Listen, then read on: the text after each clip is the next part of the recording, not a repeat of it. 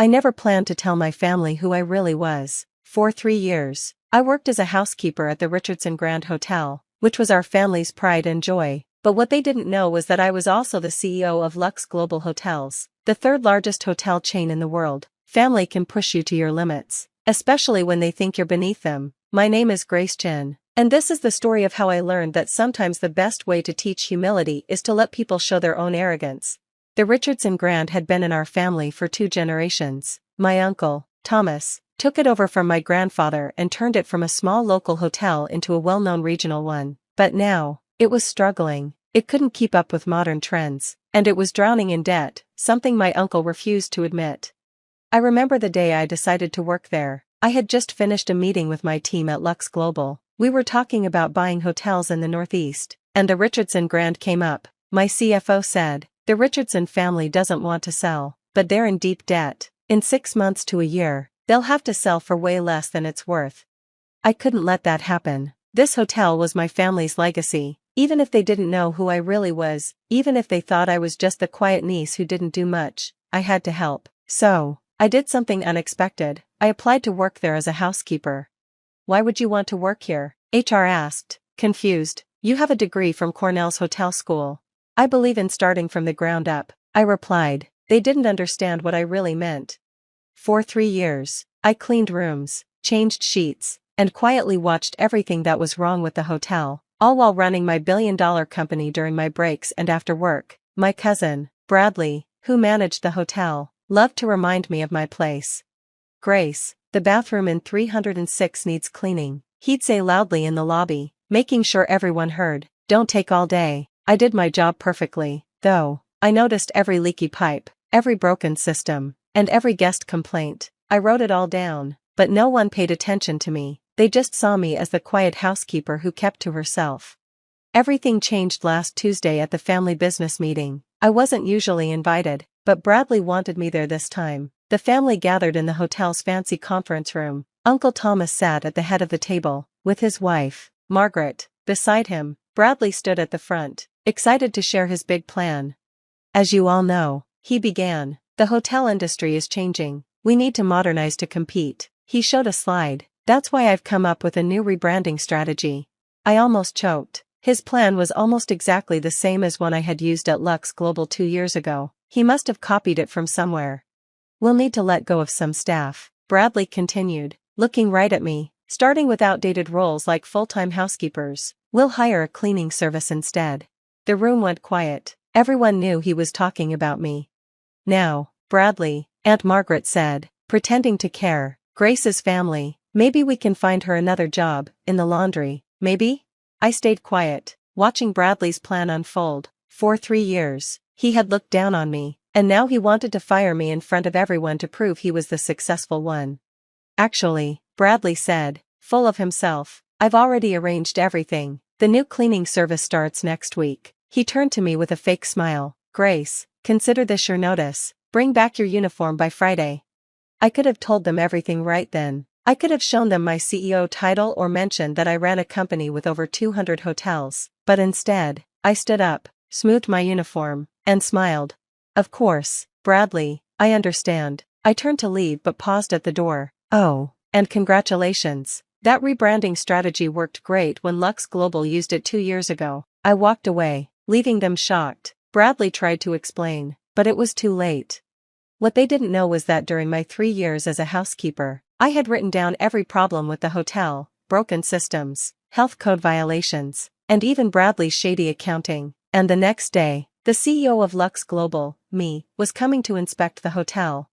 That night, I stayed in my small apartment, planning what would happen next. My phone buzzed with messages from family, some worried, some warning me not to cause trouble. I ignored them and emailed my team at Lux Global. "Go ahead with Operation Richardson tomorrow. Make sure Bradley is there for the whole inspection." It's time he learned what real hotel management looks like. As I hit send, I smiled. Bradley always said I needed to know my place. He was about to find out what that place really was.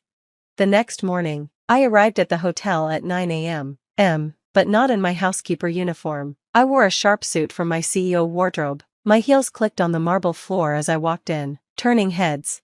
"Excuse me, miss," Bradley called from the front desk. Can I help you? He stopped when he saw it was me. Grace, why are you dressed like that?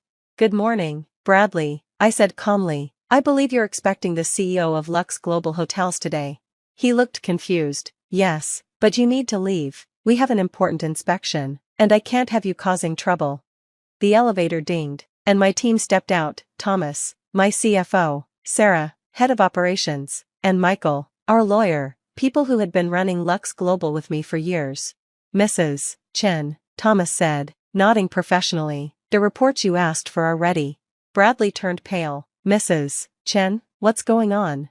Let's move to the conference room, I said, and, Bradley, call Uncle Thomas and Aunt Margaret. They'll want to be here for this. 30 minutes later, my family sat in the same room where they'd fired me the day before, but now, the power had shifted. My team sat on one side of the table, and my family sat on the other, looking stunned. Let me make this clear, I began. I stood at the head of the table where Uncle Thomas usually sat and began. For the past 3 years, while working as a housekeeper here, I've also been the CEO of Lux Global Hotels. Every break I took wasn't wasted, like Bradley said, but spent running a company with over 200 hotels. That's impossible, Aunt Margaret whispered. You're just a maid, I finished for her. That's exactly why this worked so well. You all thought I was nobody. None of you even bothered to Google my name or wonder why someone with a degree from Cornell would work as a housekeeper. I opened my laptop and showed some documents on the screen. While working here, I wrote down every health code violation, every broken system, and every shady money move. I looked at Bradley, who suddenly seemed very interested in the table, including the $500,000 renovation budget that actually went to cover gambling debts. Uncle Thomas turned to his son. Bradley, is this true? Dad, I can explain. I didn't let him finish. The Richardson Grand is 3 months away from going broke. Your reputation is bad, and your staff turnover rate is almost 80% a year. This hotel is failing. The room went quiet. 3 years of truth came out in one moment. Why? Uncle Thomas asked, his voice barely a whisper. Why work as a housekeeper if you're really who you say you are? I sat down and spoke softly. Because this hotel is our family's legacy. Grandfather built it from nothing. I couldn't let it fail. I needed to see what was wrong before I could fix it. Fix it? Bradley said, finding his voice again. We don't need your help, and I still don't believe you're really. Sarah slid a folder across the table. Here's Mrs. Chen's credentials, press coverage, and company documents. You can check everything. As my family looked through the papers, their faces showed disbelief, shock, and finally understanding. I gave them their options. Lux Global is ready to buy the Richardson Grand, a very fair offer. Considering its current state, we'll keep the family name and history but bring it up to modern standards. Or, Uncle Thomas asked. Or I walk away, both as a housekeeper and as a buyer. But I'll warn you, the next company that buys this hotel won't care about your legacy. They'll tear it down and build something new. Aunt Margaret, who had been quiet, finally spoke. All those times we looked down on you, treated you like you were nothing, you could have said something. Would you have believed me? I asked quietly, or would you have thought it was just the lies of a maid? The silence said it all. I stood up, gathering my papers. I'll give you 24 hours to decide. If you accept our offer, the Richardson Grand will become the main hotel in our new classic hotels division. If not, I shrugged. I hear developers are offering good money for the land. As I turned to leave, Bradley stopped me. Wait, the rebranding plan I showed yesterday, was it copied from your idea 2 years ago? Yes, I know, I said without turning around. Next time you steal someone's work, Bradley, make sure they're not in the room. The next 24 hours were tense. My phone stayed quiet as my family thought about everything. I stayed in my small apartment, finally able to work openly on my laptop without hiding who I was. At exactly 9 a.m., the next morning, Uncle Thomas called. We accept, he said, his voice full of emotion. But, Grace, I need to know, can you forgive us? I thought about all the times they ignored me, looked down on me, and treated me like I didn't matter. But I also thought about my grandfather, who taught me that true leadership isn't about revenge, it's about making things better. I'm not interested in forgiveness, Uncle Thomas. I'm interested in making the Richardson Grand great again. Are you ready to help me do that? The hotel's transformation took 6 months. Bradley was sent to our hotel in Miami, starting as an assistant manager to learn the business properly. Uncle Thomas retired but stayed as a consultant, finally using his years of experience without the stress of running everything. The Richardson Grand became our most successful classic hotel, a perfect mix of old charm and modern style. Staff turnover dropped to 15%, and guest satisfaction scores went way up. 1 year later, I stood in the newly renovated lobby, watching guests check in. The crystal chandeliers sparkled, restored to their old beauty. A new plaque on the wall told the story of how my grandfather built the hotel with nothing but a dream. Aunt Margaret stood beside me, looking proud. "You know, Grace, I think I finally understand why you did it this way." "Oh?" I asked, curious. "You could have bought the hotel 3 years ago. You could have forced us out. Instead, you chose to learn everything from the ground up, every problem, every detail, every way to make it better." I smiled. The best leaders don't just give orders, Aunt Margaret. They understand every part of their business, from cleaning rooms to managing millions. "Your grandfather would be proud," she said softly, "not just for saving the hotel, but for how you did it." As I watched another happy family check in, I thought about everything that had happened, the 3 years of being ignored, cleaning rooms while running a global company, and staying quiet through so many family meetings. Was it worth it? The hotel's new rating had just come in that morning, 5 stars, the highest score. Our rooms were 95% full, and we had a waiting list for the best ones. The staff moved through the lobby with pride, each one well-trained and fairly paid. But more importantly, my family had learned about humility, respect, and true leadership. Bradley was doing well in Miami, finally understanding that success comes from hard work and honesty, not arrogance and shortcuts. Yes, it had been worth it. I straightened my suit jacket and went to my office, the same room where Bradley once told me to clean bathrooms. Now, it was the center of operations for both the Richardson Grand and my work as CEO of Lux Global. On my desk was a photo of my grandfather, standing proudly in front of his new hotel. Next to it was my old housekeeper's uniform, in a shadow box with a small plaque that said, "Never forget where you started." And I never would, because sometimes, the best way to lead isn't from the top, but from within. Sometimes, the quietest person in the room is the one you should watch most closely. And sometimes, just sometimes, the maid making your bed is actually the CEO, making sure everything is perfect. As for me, I still sometimes put on a housekeeper's uniform and work with the staff for a day. It keeps me grounded and reminds me of what matters most in this business, the small details that make a hotel feel like home. After all, you never know who might be watching, learning, and waiting for the right moment to show their true worth. On a sunny Saturday morning, the grounds of the city's clinical hospital were bathed in greenery and sunlight. Comfortable benches surrounded a fountain, awaiting visitors. A small lilac alley leading to the hospital gates was filled with birdsong and the rustling of leafy canopies. Beneath one of these linden trees sat a thin young man with a pale face engrossed in his tablet. From a distance, it seemed he was diligently working, despite being a patient like the others in the hospital complex. Indeed, he was working. The young man's name was Tyler, and at just under 30, he headed a major IT company.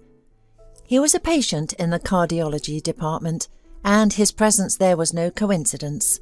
Since childhood, he knew this day would come.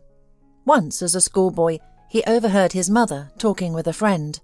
"My poor Sonny, will this hereditary ailment passed down through his father's line affect him too?" "Sarah, did your husband die from heart problems?" "I didn't know," her friend exclaimed. "Exactly, it's hereditary," Sarah cried. "God forbid I live to see my own child fade away before my eyes." And Zena did not live to see it. She died 5 years ago, drowning in a turbulent river while rafting with other tourists. Tyler couldn't believe his mother was gone until he saw the coffin, and it felt like the ground disappeared beneath him. His mother's young colleague Annie supported him. She was immediately drawn to the intelligent young man. Moreover, she was attracted to his circumstances, as she later told a friend. "Tyler is so quiet and kind, I like that. Plus he's well off and stable, and I won't have a mother-in-law. It's like marrying a wealthy orphan." "How can you say that?" her friend exclaimed, shocked by Angie's calculation. "Well, isn't it true? Everyone will envy me. Besides, Tyler is clearly smitten with me. It's obvious. I am beautiful, after all." Angie was smart and knew Tyler had achieved everything on his own, With no one to help, his father gone early, and his mother poor, he took on any job to reach his goals, steadily and determinedly achieving success. Tyler was a computer genius and gathered a team of talented enthusiasts who could turn small ideas into something great. Soon, Tyler's team won a software development competition. "Congratulations, young man," the corporation's head said, shaking Tyler's hand.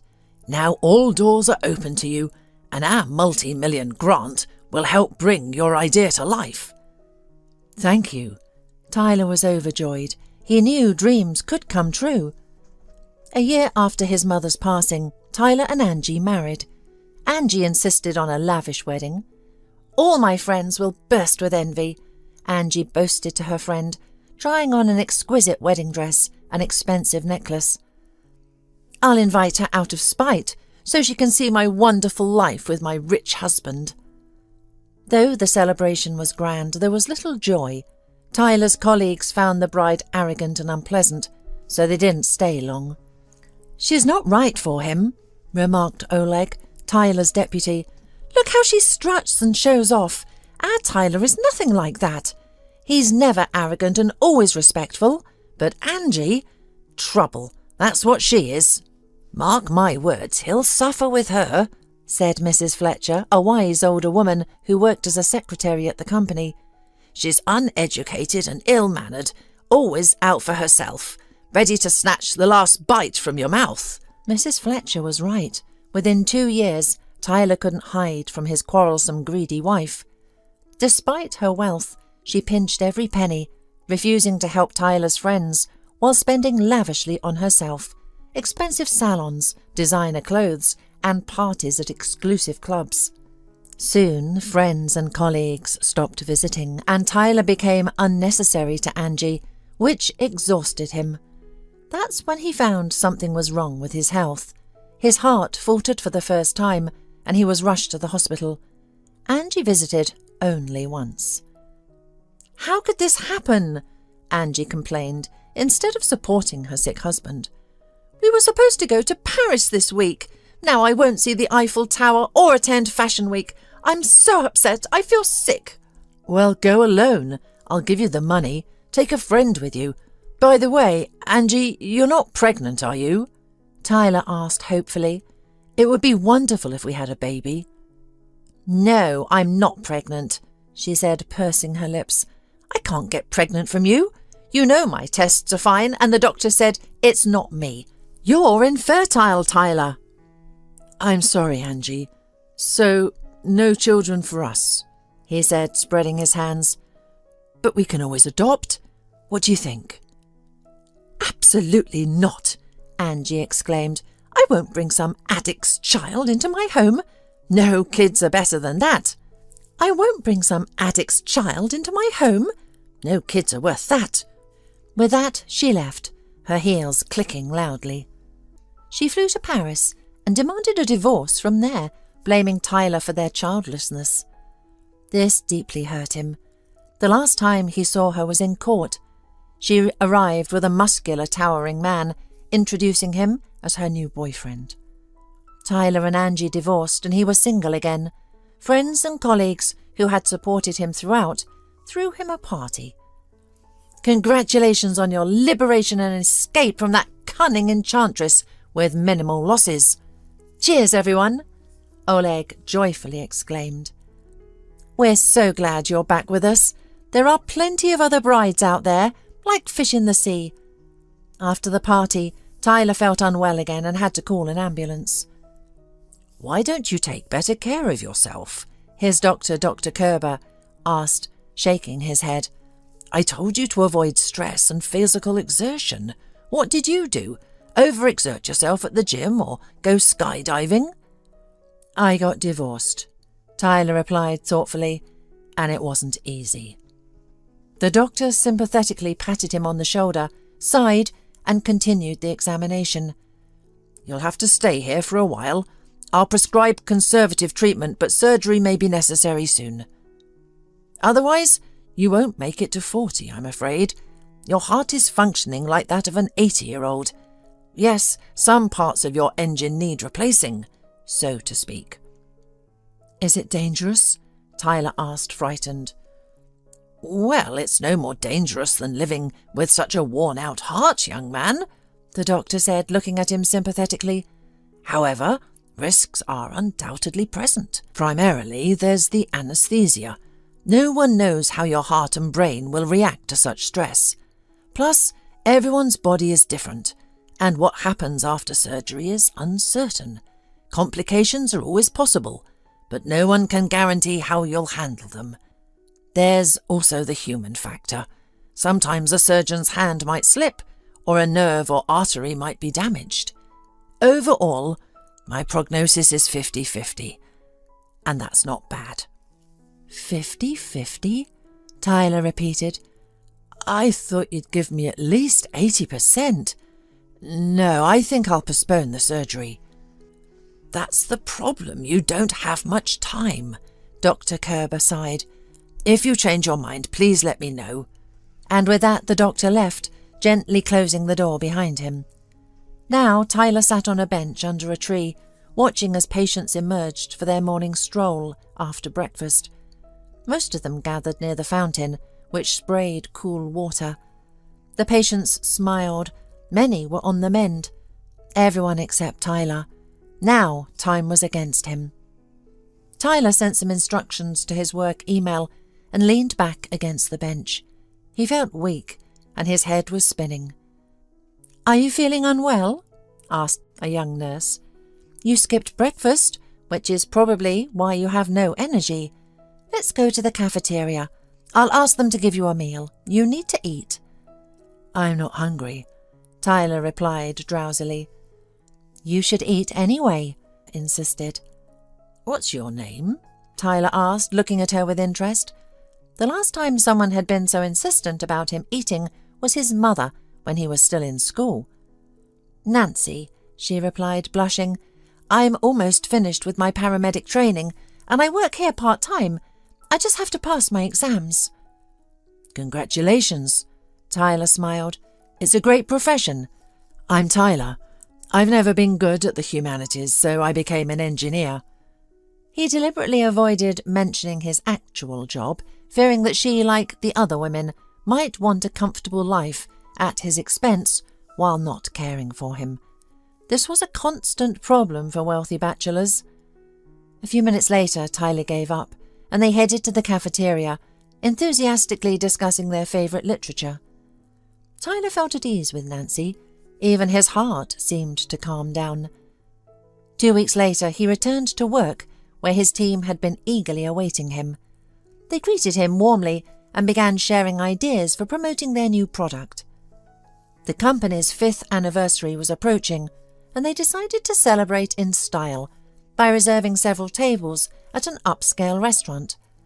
Toasts and congratulations flowed from all sides, but Tyler abstained from alcohol, remembering the doctor's words. To stretch his legs, he left the table and sat at the bar. "An alcohol-free mojito, please," he said to the bartender. "Why aren't you drinking? Your friends seem to be having a good time," said an attractive brunette sitting next to him. "Doctor's orders," Tyler replied honestly, watching his colleagues enjoy themselves. "I don't drink either. It's become a habit," the stranger continued. "That's a good habit," Tyler approved. "I don't know any woman who doesn't drink alcohol at all, or at least cocktails. I think every man dreams of a wife like that." "Well, marry me then, what's the problem?" the woman laughed, "although we should probably get to know each other first. I'm Bridget.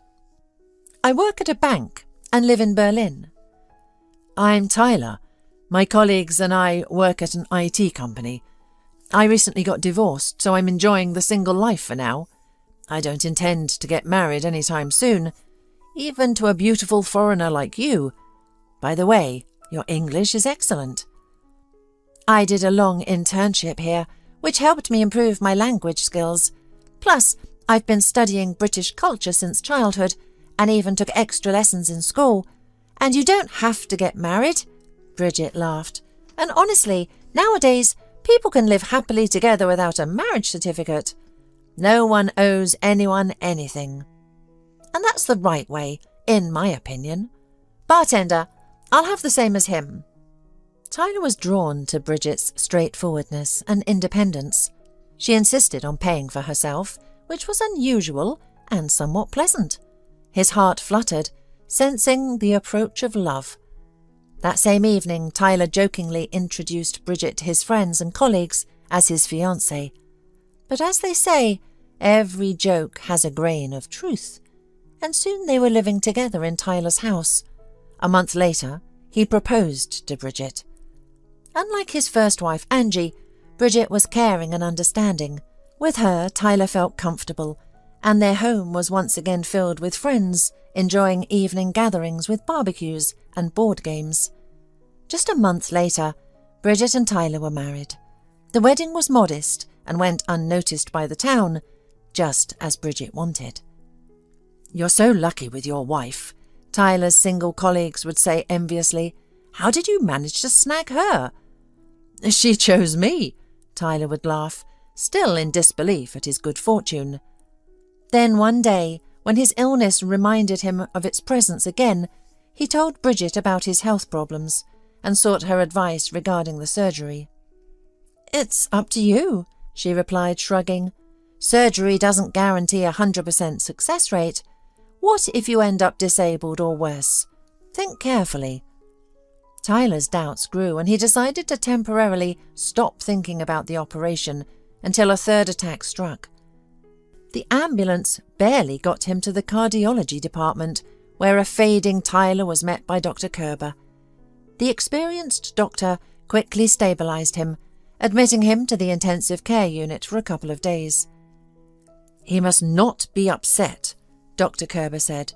"Bridget, no bad news or arguments. Surround him only with warmth and love. Care has never harmed anyone in this life." "Okay," Bridget promised, lost in thought. She visited her husband in the hospital every day, but stayed only briefly, citing work. "Don't be offended, Tyler, I have to go," Bridget said as she left. "Investors might call. Besides, my parents are coming from Germany to meet you. I need to find them a guide interpreter and arrange their stay at a hotel. Many responsibilities, you know how it is, being the head of a prestigious company." "I'm not offended," Tyler reassured her. "Do what you need to. Work is work. My first wife never worked a day in her life, but the second one is a workaholic. Seems there's no middle ground." They laughed, and Nancy, passing by, couldn't help but admire their family idyll. Deep down she envied Bridget and was happy for Tyler.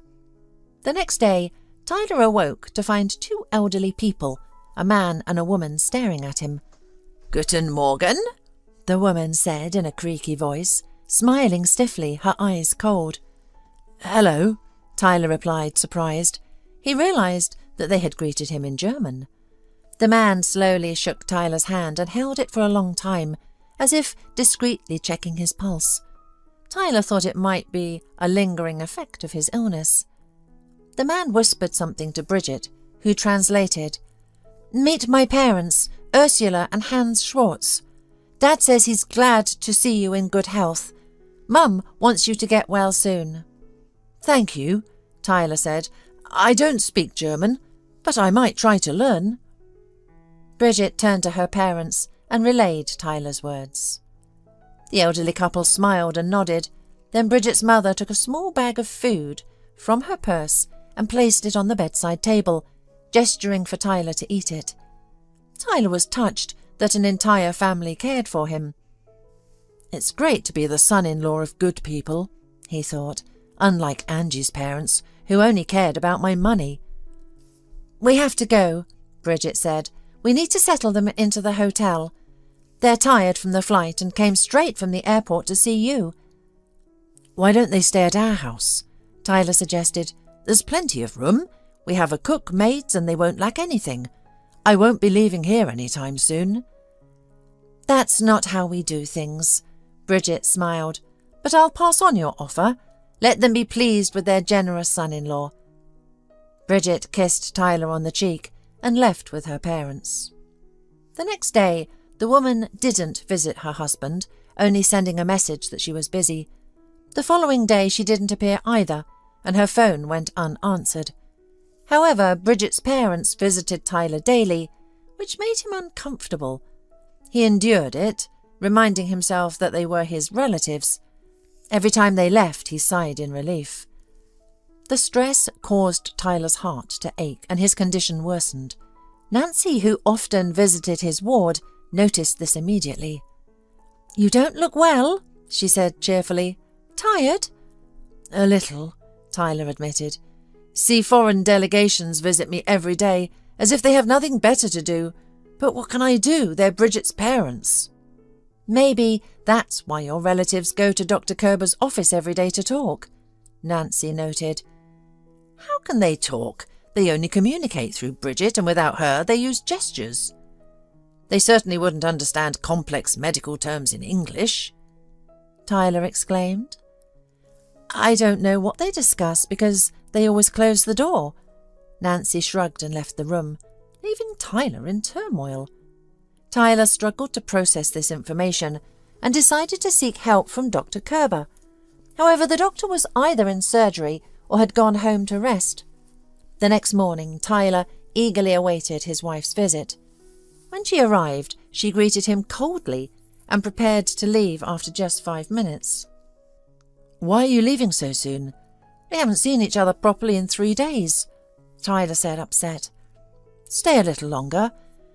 By the way, I have a question for you.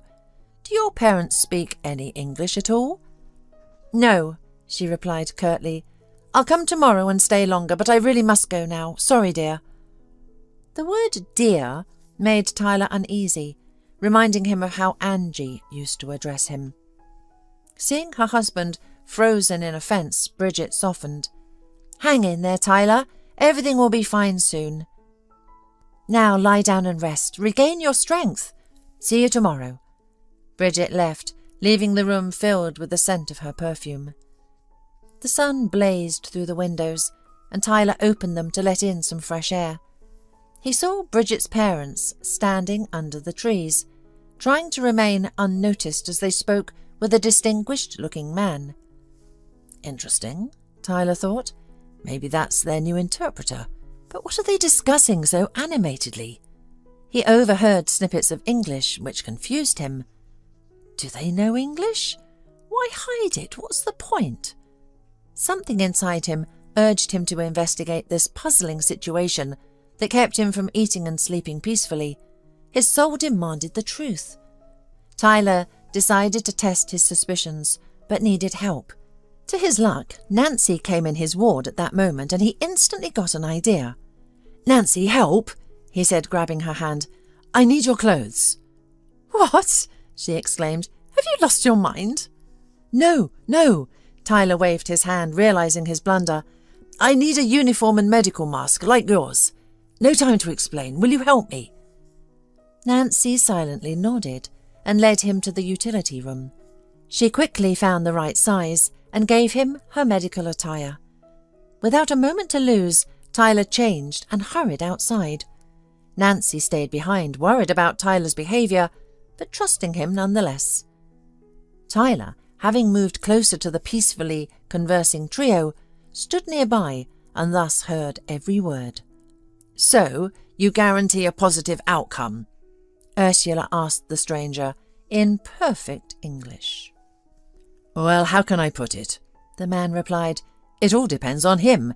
If he doesn't want to, he won't draft or sign anything, but if he does..." "You're the best notary. We were recommended. We hoped you could arrange everything so that the subject leaves everything to Bridget after his death." "I didn't promise to arrange anything," the notary responded. "I only gave recommendations and drafted a will template." "For which we paid you a fortune," Ursula fumed. "And please keep in mind, I agreed to keep silent about your scheme," the notary reminded her. "As they say, silence is golden. Here are your papers. Call me as soon as the client is ready, but for now, I must go. I have an appointment." So what does this mean? Tyler thought. Am I the subject? Are they trying to extract a will in Bridget's favour from me? What audacity to bury someone before their time and trick them out of all their money. The nerve!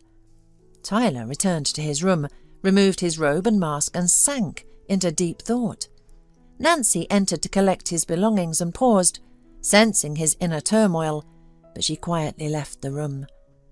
Tyler's thoughts were interrupted by Bridget's deliberately cheerful voice.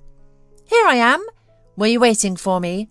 Look who came with me," she said, gesturing to her artificially smiling parents. "What's wrong with you? Are you feeling worse?" she said, and Ursula and Hans exchanged meaningful glances. This did not escape Tyler's notice. Just a day ago he wouldn't have thought much of it, but now, after what he had seen and heard, everything seemed different. "Planning a dirty trick, are you? Well, you'll get what's coming to you," he thought, but aloud he said, "Yes, I'm not feeling well. I don't have the strength to get out of bed or even eat. It seems I'm getting worse, and my end is near." Ursula and Hans whispered something in a foreign language to Bridget. "Don't say that!" Bridget exclaimed, but her eyes shone with joy. "Dad thinks everything will be fine, but we need to take precautions." "What do you mean?" Tyler feigned ignorance. "They say you should draft a will for the most important person in your life." Bridget smiled, sitting next to him and stroking his head. "Otherwise, everything will go to the state. You don't want that, do you?" "And what should I do? Who should I leave my assets and bank accounts to?" Tyler asked, already knowing the answer. "Well, to someone who loves you so much," Bridget said sweetly, embracing him. "Of course, I can leave everything to you," Tyler exclaimed, slapping his forehead dramatically. "What a great idea! I'll just do that. But I don't have a pen or paper." "I happen to have writing supplies and documents with me," Bridget said, taking a briefcase from Hans. "I was working on reports, so I have everything here. You know I always carry my work with me. You've seen it yourself. I'll send you the will template by email tonight." "How thoughtful of you," Tyler gritted through his teeth, cursing the day he went to that bar. Ursula handed him a pen and some sheets of paper. "Tomorrow I'll come with the notary, and he'll certify your signature," Bridget said, her eyes gleaming with happiness. "I want you to get better, but this way everyone will feel more at ease. We'll consider it a precaution." "Yes, you're very thoughtful," Tyler remarked. When the satisfied trio left, he tore up the paper and threw the pen in the trash, not wanting to touch the items given to him by the traitors. Nancy peeked in and found him in a terrible mood. "Why so glum?" she asked. "How can people be so petty?" Tyler exclaimed. "I'm still alive and they're squeezing money out of me like a dusty rag." "People are different," Nancy noted. "My parents abandoned me. I grew up in an orphanage, so money issues are trivial in comparison to how I was betrayed. I didn't think you were rich." "I don't look rich," Tyler smiled, feeling a bit better. "No," Nancy laughed. "I thought all rich people were pompous and only ate oysters and weird sea creatures. But here you are, enjoying porridge and potatoes." Tyler finally shook off his anger. "I'm hungry. Is it breakfast time?" And they headed to the cafeteria, chatting cheerfully, where the aroma of cheese casserole filled the air. Tyler now knew what he had to do. After lunch, Mr. Heaton, Tyler's personal lawyer and notary, visited him. He was old enough to be Tyler's grandfather and cared for him like a son. "Tyler, you called. Is everything all right?" the visitor asked worriedly. "I want to draft a will," Tyler said simply. Mr. Heaton clutched his heart. "Is it that bad? No hope left? My boy, how could this be?" "No, I'm not dying," Tyler reassured him, "though my wife would like that. I want to draft a temporary will. It can be changed later, right?" "Of course," the notary replied. "Then give me a pen and paper," Tyler wrote his first will, finding it difficult to contemplate his own death at such a young age. "Here, take it and certify it." When Mr. Heaton read the will, his eyes widened. "Are you sure, my friend?" "Absolutely," Tyler said. "And one more thing, from now on, 1% of my company's income will go to the city orphanage.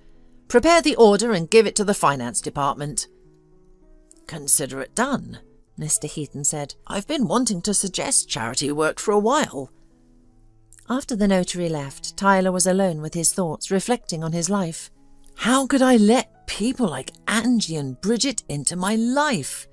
If bad people stick to me, it means something needs to change, Tyler thought. At that moment there was a knock at the door. Bridget, Ursula and Hans entered the room, full of hope, followed by the notary Tyler had seen outside. "How are you doing?" Bridget asked from a distance. "Have you written your will?" "Yes, I have," Tyler nodded, "and my notary has certified and taken it." "Why go through all that trouble?" Bridget said sweetly. "We brought a notary with us. What's in the will, if it's not a secret?" "Of course it's not a secret," Tyler smiled. "Everything I own after my death will go to the children's home in the city. A trustee will be appointed to manage these funds, and I'll divide the company among my employees, giving them an incentive to improve and prosper. Thank you for reminding me about the will. Now I can rest easy." "What about me?" Bridget's nostrils flared with anger. "I haven't forgotten about you," Tyler said. "I've left you the aquarium fish. You admired them so much. You can earn money yourself, Bridget. You're so busy with your firm. The orphans need support. When they leave the children's home, they'll receive good financial support until they get on their feet. You're an independent, self-sufficient woman, as you've said. I don't want to offend you with my charity." "How could you?" Bridget exclaimed. "Do I mean nothing to you? Are these little beggars more important than me?" "Bridget, I only wasted my time on you," her mother suddenly shouted in perfect English. "Idiot!" Hans echoed, waving his hands. "How can you squander your wealth like this? You should rewrite the will and give all the money to our girl. She's your wife, and she knows how to handle it. Your foundation will be plundered." "Who will plunder it? Swindlers like you?" Tyler asked. "By the way, congratulations on mastering the language. Or are you not foreigners but con artists? Surprised? I know everything. So get out of here before you end up in jail." "You have nothing on us," Ursula hissed, spitting. "You can't prove it." "How eloquent, Ursula. Or should I say, what's your real name?" Tyler inquired. "What if my lawyers dig deeper and find out that you're not Ursula and Bridget is not your daughter? I wonder how much time you'll get for fraud." His words threw the trio into confusion. Ursula stomped her foot and rushed out of the room, followed by Hans and Bridget, who shot Tyler an angry glance. Tyler was left alone, feeling a weight lifted from his shoulders. He was glad he hadn't been fooled by impostors. As for Bridget, he realized he didn't love her as he thought he had. It had all been an illusion, and his crave for love.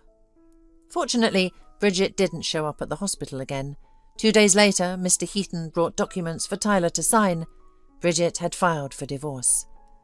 "Mr. Heaton, I have a big favour to ask," Tyler said. "Investigate this trio as much as possible. I think they won't leave me alone. I need to be prepared for anything." The next morning, Dr. Kerber confirmed that Tyler needed surgery urgently. "It will be complicated, but I have the strength and experience to make it successful," the doctor said. "I can't guarantee anything. It's bad luck to do so, but I advise you to agree." "I'm ready," Tyler said. "Do whatever you need, but get me back on my feet. I can't stand being a feeble old man at 29. The doctor nodded and left. Nancy, learning about Tyler's impending surgery, supported him as best she could, surrounding him with care. "I believe everything will go well," she said. I heard about your divorce and those con artists. They seemed strange to everyone, so you didn't lose anything. The most important thing now is your health." Tyler smiled, suddenly realizing how kind Nancy was to him, and beautiful in her own way. She had none of the qualities he disliked in people: greed, malice, betrayal. He realized he might have fallen in love. This feeling gave him strength. The next day, the operation was a success.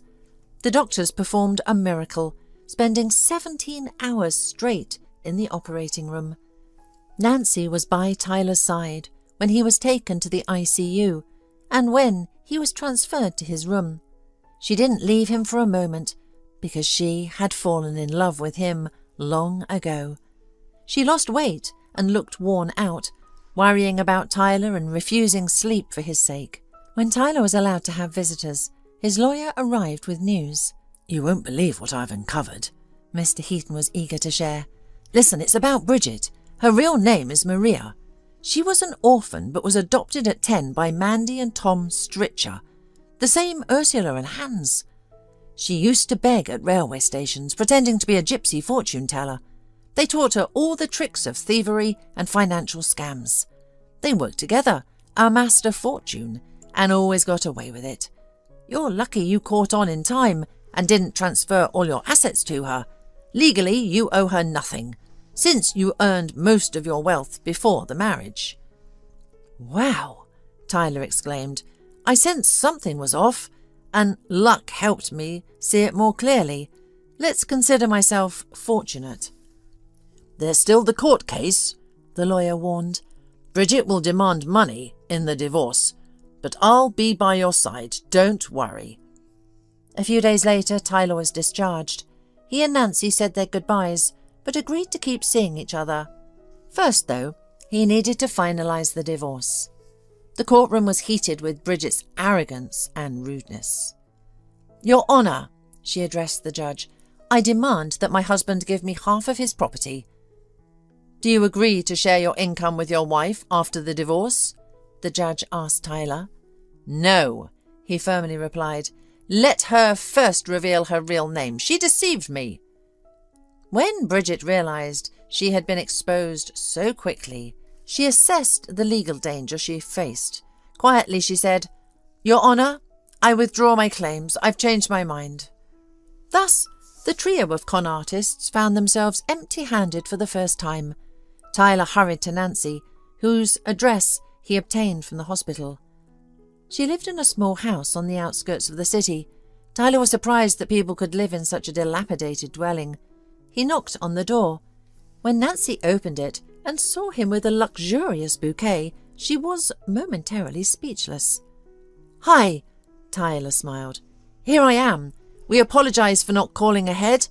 We never exchanged phone numbers." "I didn't expect to see you," Nancy admitted. "Come in, I'll put the kettle on."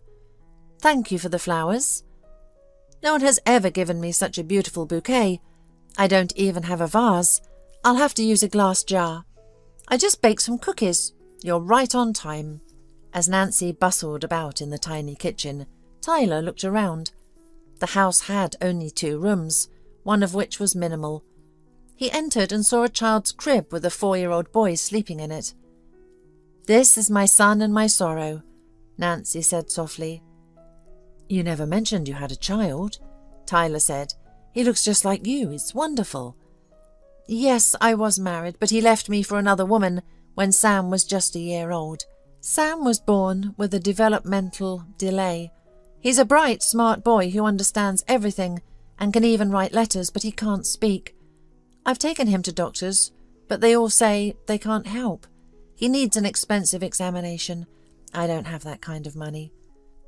"I have the money. I'll pay for it," Tyler said. "Oh, no, that's too much. You might think I'm only talking to you because of your money. I just like you, that's all," Nancy confessed. "And I like you too," Tyler smiled. "Let's wait until Sam wakes up and we'll go to my place. This place isn't good for a little boy. No arguments." Nancy laughed, embarrassed. Medical examinations revealed that Sam's condition wasn't as dire as feared. Proper medication and the help of a qualified specialist could make a significant difference. Soon a young teacher named Kimberly was invited to Tyler's home. From the first day, she charmed Tham, who followed her around like a shadow. Daily sessions were held to speed up the progress. However, the longer Kimberly stayed in the house, the less interested she became in her young patient. Instead, she set her sights on the master of the house, doing everything she could to gain his attention. Kimberly was attractive and knew it. "Tham, let's take a break," Kimberly sang. "Go to your mum. I need to get some water." The trusting child ran upstairs, while Kimberly went to the terrace, where Tyler often spent his time. "What lovely weather today," she began. "I dressed too warmly." "Yes, it's a beautiful day," Tyler agreed. "How is Tham doing?" "He's doing well," Kimberly replied briefly, continuing her attempts to charm him. "Could you help me unfasten my blouse? It seems to be caught on something in the back." Tyler stood up and politely began to help her. He respected the teacher and wanted to please her for Sam's sake. "There you go," Tyler said. "Thank you so much," Kimberly giggled. "What would I do without you?" Suddenly, she pretended to trip and began to fall right into his arms. Tyler, being a gentleman, caught her. Kimberly took the opportunity to embrace him, pressing her body against his. Nancy, who had just stepped onto the terrace, was shocked by what she saw. If she had been there from the beginning of their conversation, she might have understood Kimberly's intentions. But now, remembering her husband's infidelity, Nancy was filled with jealousy. She hid her emotions and said coldly, "My son has rested. You can continue your session." In the following days, Kimberly did everything she could to upset and offend Nancy. Tyler, however, remained oblivious to her schemes. One day, when Tyler returned from a long business trip, he found neither Tham nor Nancy at home. On the table lay a note. "Don't look for us. You chose Kimberly, so I won't stand in the way of your happiness." "What is this?" Tyler exclaimed. The next day, when Kimberly rang the doorbell, Tyler handed her an envelope with money for the sessions and said, "You're laid off. We no longer require your services. And here's some advice. Don't tarnish the good name of specialists with your antics." Kimberly couldn't utter a word before the door slammed shut in her face. Nancy's house was locked with a padlock. Tyler went to the hospital to ask her colleagues about her whereabouts. "She might have gone to the village," one of the nurses suggested. "He passed away and Nancy inherited his house. Look for her there. She has nowhere else to go." Tyler immediately set off for the village, which was nearby. At the village grocery shop, he was told that Nancy and her son had indeed moved there a week ago, and she had started working as a paramedic, much to the villagers' delight, as they were in desperate need of medical professionals. Nancy's grandfather's house stood at the edge of the forest, surrounded by an orchard. It was already evening when Tyler found her working in the yard, with Tham playing nearby. He felt a small box in his pocket, containing an engagement ring, which gave him courage. In his hand he held a bouquet of flowers, arranged in the shape of a heart by the city's best florist. "Tyler!" Tham suddenly shouted, running towards the man with open arms. Nancy dropped her basket in surprise, and Tyler froze, afraid to disrupt this unexpected moment of joy. Tham could speak. Tyler embraced the boy and buried his face in his curly hair. Nancy, overcome with emotion, began to cry. Her little boy had finally spoken, and the man she loved had come to her. "Mum, don't cry!" Tham exclaimed. "Tyler is here." "Will you marry me?" Tyler asked directly. "Yes," Nancy whispered. "Please never trust anyone but me again," Tyler said sternly. "The world is full of people who envy others' happiness. Don't let them deceive you." "Let's go inside," Nancy laughed. "People are staring at us like we're in a Bollywood movie." "Let them stare," Tyler said, smiling. During dinner they shared their experiences and rejoiced that everything had been clarified. "You had the wisdom to come to me," Nancy smiled, "and I, foolish woman that I am, allowed the first person I met to destroy my fragile happiness. Imagine, recently a local farmer proposed to me, but I refused because I still loved you. I couldn't even look at that rude drunkard. He was so brazen, I could barely get rid of him." "Well, let him try to show up again," Tyler said. "Sam and I'll kick him out in no time, right?" Tyler spent a week in their village house. The nature and open people inspired him with an idea. "You know, I'd like to settle here," Tyler confessed. "What if we become farmers too? We'll buy this drunkard's farm and live and work here. It will create jobs for the locals, and marketing our products won't be a problem. City dwellers are eager for quality produce. What do you say?" "Really?" Nancy exclaimed. "I love it here and don't want to go back to the city. I'd be happy to stay. And Sam loves it too. Look at his rosy cheeks." "Then it's settled," Tyler said. "I'll go to the city to sell the company. You stay here and wait for my good news. Everything will be fine." The local farmer agreed to sell, asking for an exorbitant amount. But it wasn't affordable for Tyler, and besides he still needed to sell his business to a good person who wouldn't disband the established team. One day, while reviewing the company's documents in his office, his excited lawyer rushed in. "Have you seen who wants to buy your company? It's Bridget and her strange family," Mr. Heaton exclaimed. "I nearly fell off my chair. Don't you dare sell it to her. I swear I'll curse you." "Of course not," Tyler said, "but I wonder where she got the money. Have our security chief look into it." Towards the end of the day, the security chief entered his office. From his grim expression, Tyler knew there was news.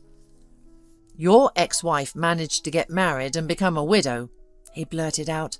"They say her husband was into mountaineering and fell off a cliff. Witnesses confirmed his death, but the body couldn't be recovered. So now Bridget is a rich widow with a fortune beyond our wildest dreams. I think it's another of her scams," Tyler concluded. "She might be involved in her husband's death. She probably wants to launder money and buy our firm, knowing its potential. I think it's time to go to the police." The investigator shrugged. "Without a body, there's no case," he said. "If everyone pointed fingers at suspected con artists, we'd run out of jail cells. But thanks for your vigilance. Now, if you'll excuse me, we have real criminals to attend to."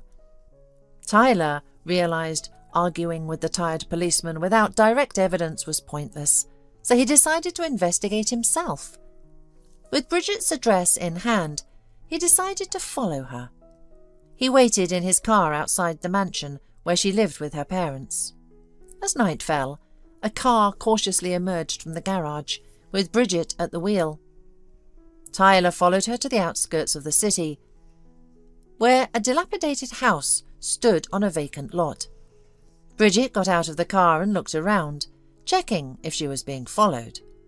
Tyler had hidden his car in the bushes, so she didn't notice him in the dark.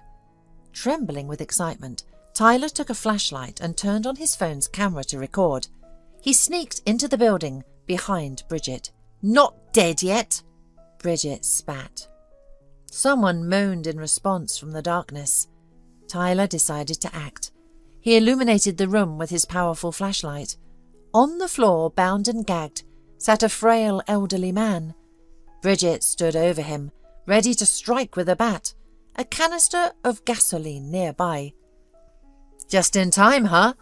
Tyler exclaimed, recording everything and streaming it online. "Planning to kill this man? Who are you, Bridget?" She lunged at him like a wildcat, but Tyler swiftly incapacitated her. He tied her hands and rushed to free the stranger. "Are you this monster's husband? Hold on, you'll be okay." The man nodded, tears streaming down his face. He looked much older than his 60 years due to malnutrition and harsh conditions. The police arrived and arrested Bridget and her accomplices. They were sentenced to 10 years in prison, and the marriage was annulled. After the trial, Bridget's former husband, millionaire Scott Haskett, approached Tyler. "Thank you, son. I have no family, no children. May I visit you sometimes?" "You know what? Come with me to my village. I have a fiancée, Nancy, and her son, Tham. Our wedding is next week. You can relax in nature and regain your strength. I invite you." "With pleasure," Mr. Haskett said, overjoyed. Tyler and Nancy's wedding was a grand affair. The whole village celebrated, congratulating the newlyweds and giving gifts. Finally, Mr. Haskett spoke. "Nancy, Tyler, I have a special gift for you. I'm giving you the farm you've always dreamed of. May it bring you joy and prosperity. Cheers." The newlyweds were stunned, then clapped their hands in joy. Everyone raised their glasses to the happy couple, except Nancy. "Why aren't you drinking?" Tyler asked. "I bought the best champagne." "Because," Nancy laughed, "someone insisted he was infertile, but it turns out I've been carrying our little one for 5 weeks now. I was worried and went to the doctor, and there it was." "What? I'm going to be a father?" Tyler exclaimed. Tham, hearing the news, was overjoyed. The family celebrated their happiness, looking forward to the future together. "I'm on a family trip right now, so I can't come back for 2 weeks. My husband said this, laughing carelessly over the phone. I couldn't believe it, as his wife. About to give birth, he went on a trip with his parents. This was my first childbirth. Filled with anxiety and fear. Despite this, I had asked him to be there for the birth. You really blow things out of proportion when it comes to having a baby. You think you're all that, but honestly, it's kind of sad." I could hear my mother-in-law's heartless words from behind him over the phone. Then, the laughter of my father-in-law and husband. Their incredibly senseless actions made something inside me snap. Until now, I've worked tirelessly for my husband and his parents. But these meaningless days end today. Once the baby is born, I will live only for this child. I'm about to become a mother, so I must be strong. And I will make my husband and his parents pay for all the mockery they've put me through. Preparing for this revenge will take some effort, but I can pull it off. My grandpa in heaven is surely watching over me. My name is Stacy, and I'm 35 years old. Being an only child, I was lovingly cherished by my parents and had a happy childhood. My parents loved to travel, and whenever my school was on a long break, the three of us would travel all over America. However, these fulfilling days did not last long, as my parents died in an unfortunate accident when I was in middle school. For me, still a middle school student, losing the parents who had sheltered me felt like despair. I was crushed by anxiety and sadness, wondering what would happen to me now. "Stacy, if you'd like, why not live with us?" My paternal grandpa had offered this to me, sunk in grief at my parents' funeral. He was always busy with his business and we hadn't talked much. So I was understandably confused by his proposal. But as a middle schooler, I couldn't live on my own and having nowhere else to go. I ended up being taken in by my grandpa. His house was a traditional American home, standing out even in an upscale residential area. "Stacy, you've really been through a lot. From today, think of this house as your home and don't hesitate about anything." Tears were about to flow as I was kindly welcomed by my grandparents. For the first time after my parents died, I actually felt a sense of peace. And so began my new life at my grandpa's house. My grandma was always considerate and kind to me, having lost my parents. On the other hand, my grandpa was different. He was quite strict about manners and etiquette during meals. Initially, being coddled, I was puzzled by my grandpa's approach, but I never sulked. I had come to respect him. His words carried a dignity that could convince anyone. As time passed, I attended a local high school. By then, I had started helping out at my grandpa's company. The work wasn't just simple tasks like serving coffee, but included managing employee time cards and preparing meeting materials. which were challenging tasks for a high schooler. My strict grandpa would scold me, just like any other employee, if I made silly mistakes. It was tough at the time. But now I appreciate that my grandpa thoroughly instilled professional skills in me back then. My second turning point in life came when I was a junior in college. Through an introduction by a senior in my seminar, I started dating a man who would later become my husband, John. His family ran their own business. Not a large company, but it was vibrant and had a niche market for rare parts. I planned to take over the family company and aim to be the best CEO in the nation one day. John, who spoke of his dreams like this, reminded me of my admirable grandpa, and I was increasingly drawn to him. Although we were at different universities, our relationship progressed smoothly.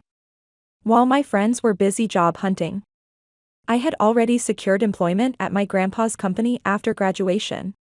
Just like John, who was set to work at his family business. We casually talked about graduation trips as we breezed through our final days at university. My grandpa fell ill around that time. "Grandpa, don't leave me alone." I rushed to the hospital room and burst into tears the moment I saw my grandpa lying in bed connected to many tubes. I had lost my parents and my grandma had gone to heaven 5 years earlier. If my grandpa also passed away, I would be all alone. "Stacy, you'll be all right. Grandpa has taught you everything. Have confidence." Even as my grandpa patted my head while I lay sobbing on the bed, I couldn't feel confident. I wanted to work wholeheartedly under my grandpa after graduating from university. Contributing to his company and repaying him for raising me was my only dream. Stricken with terminal cancer, my grandpa repeatedly went in and out of the hospital, while continuing to work until the very end, passing away 6 months later. I was so shocked that I couldn't eat, but I didn't want to worry those around me. So I acted strong in public. After my grandpa's death, the company was taken over by a man in his 50s named Robert, one of my grandpa's closest associates.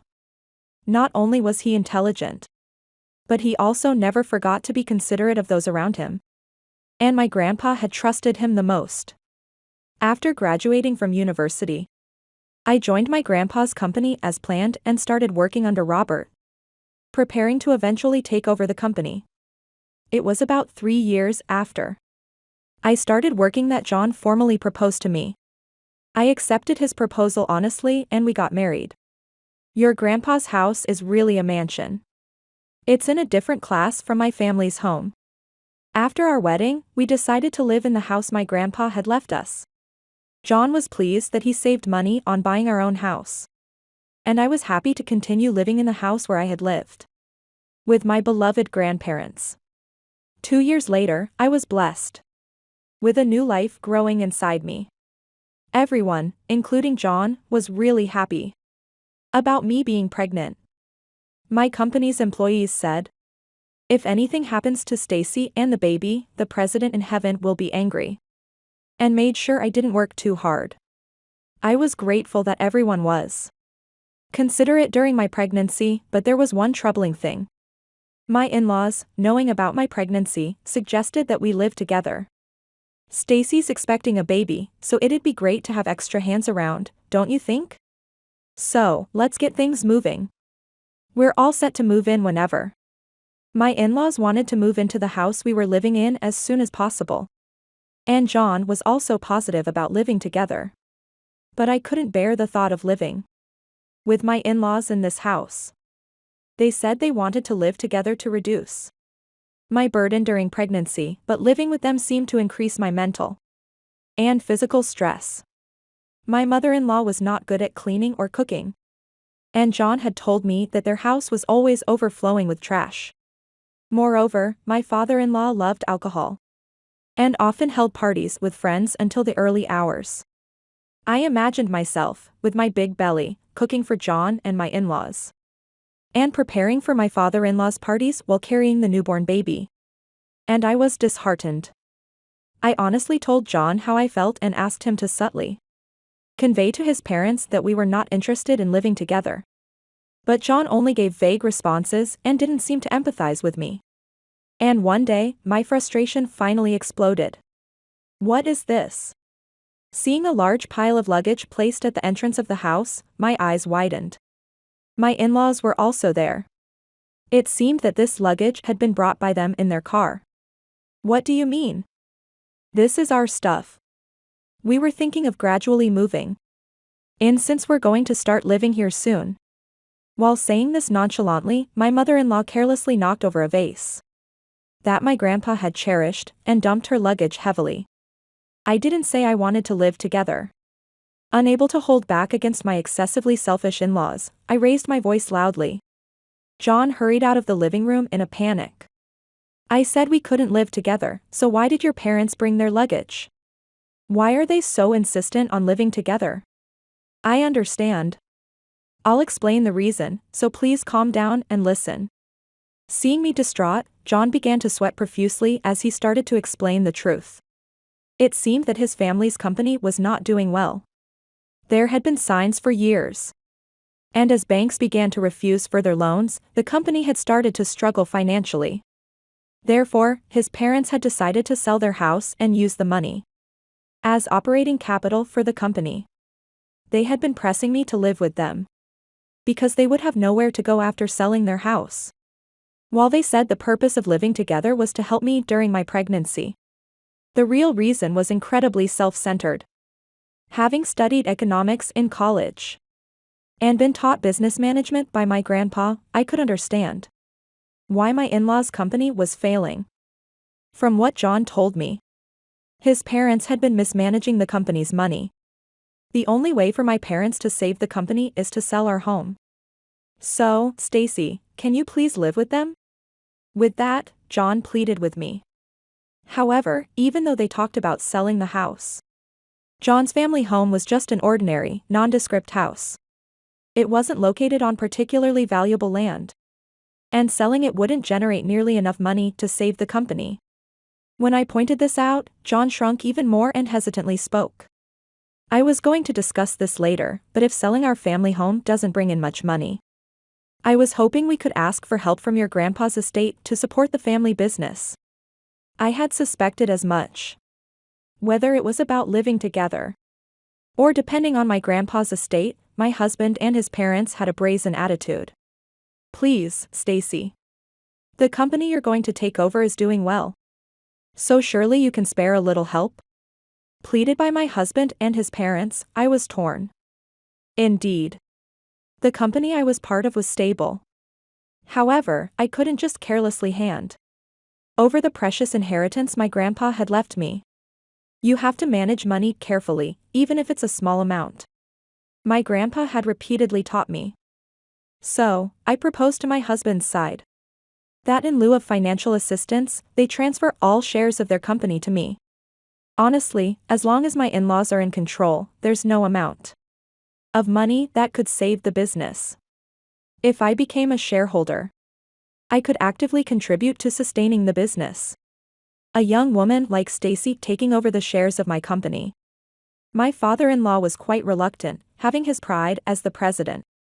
But he agreed to transfer all shares to me after John explained that he would retain his title as president despite my involvement.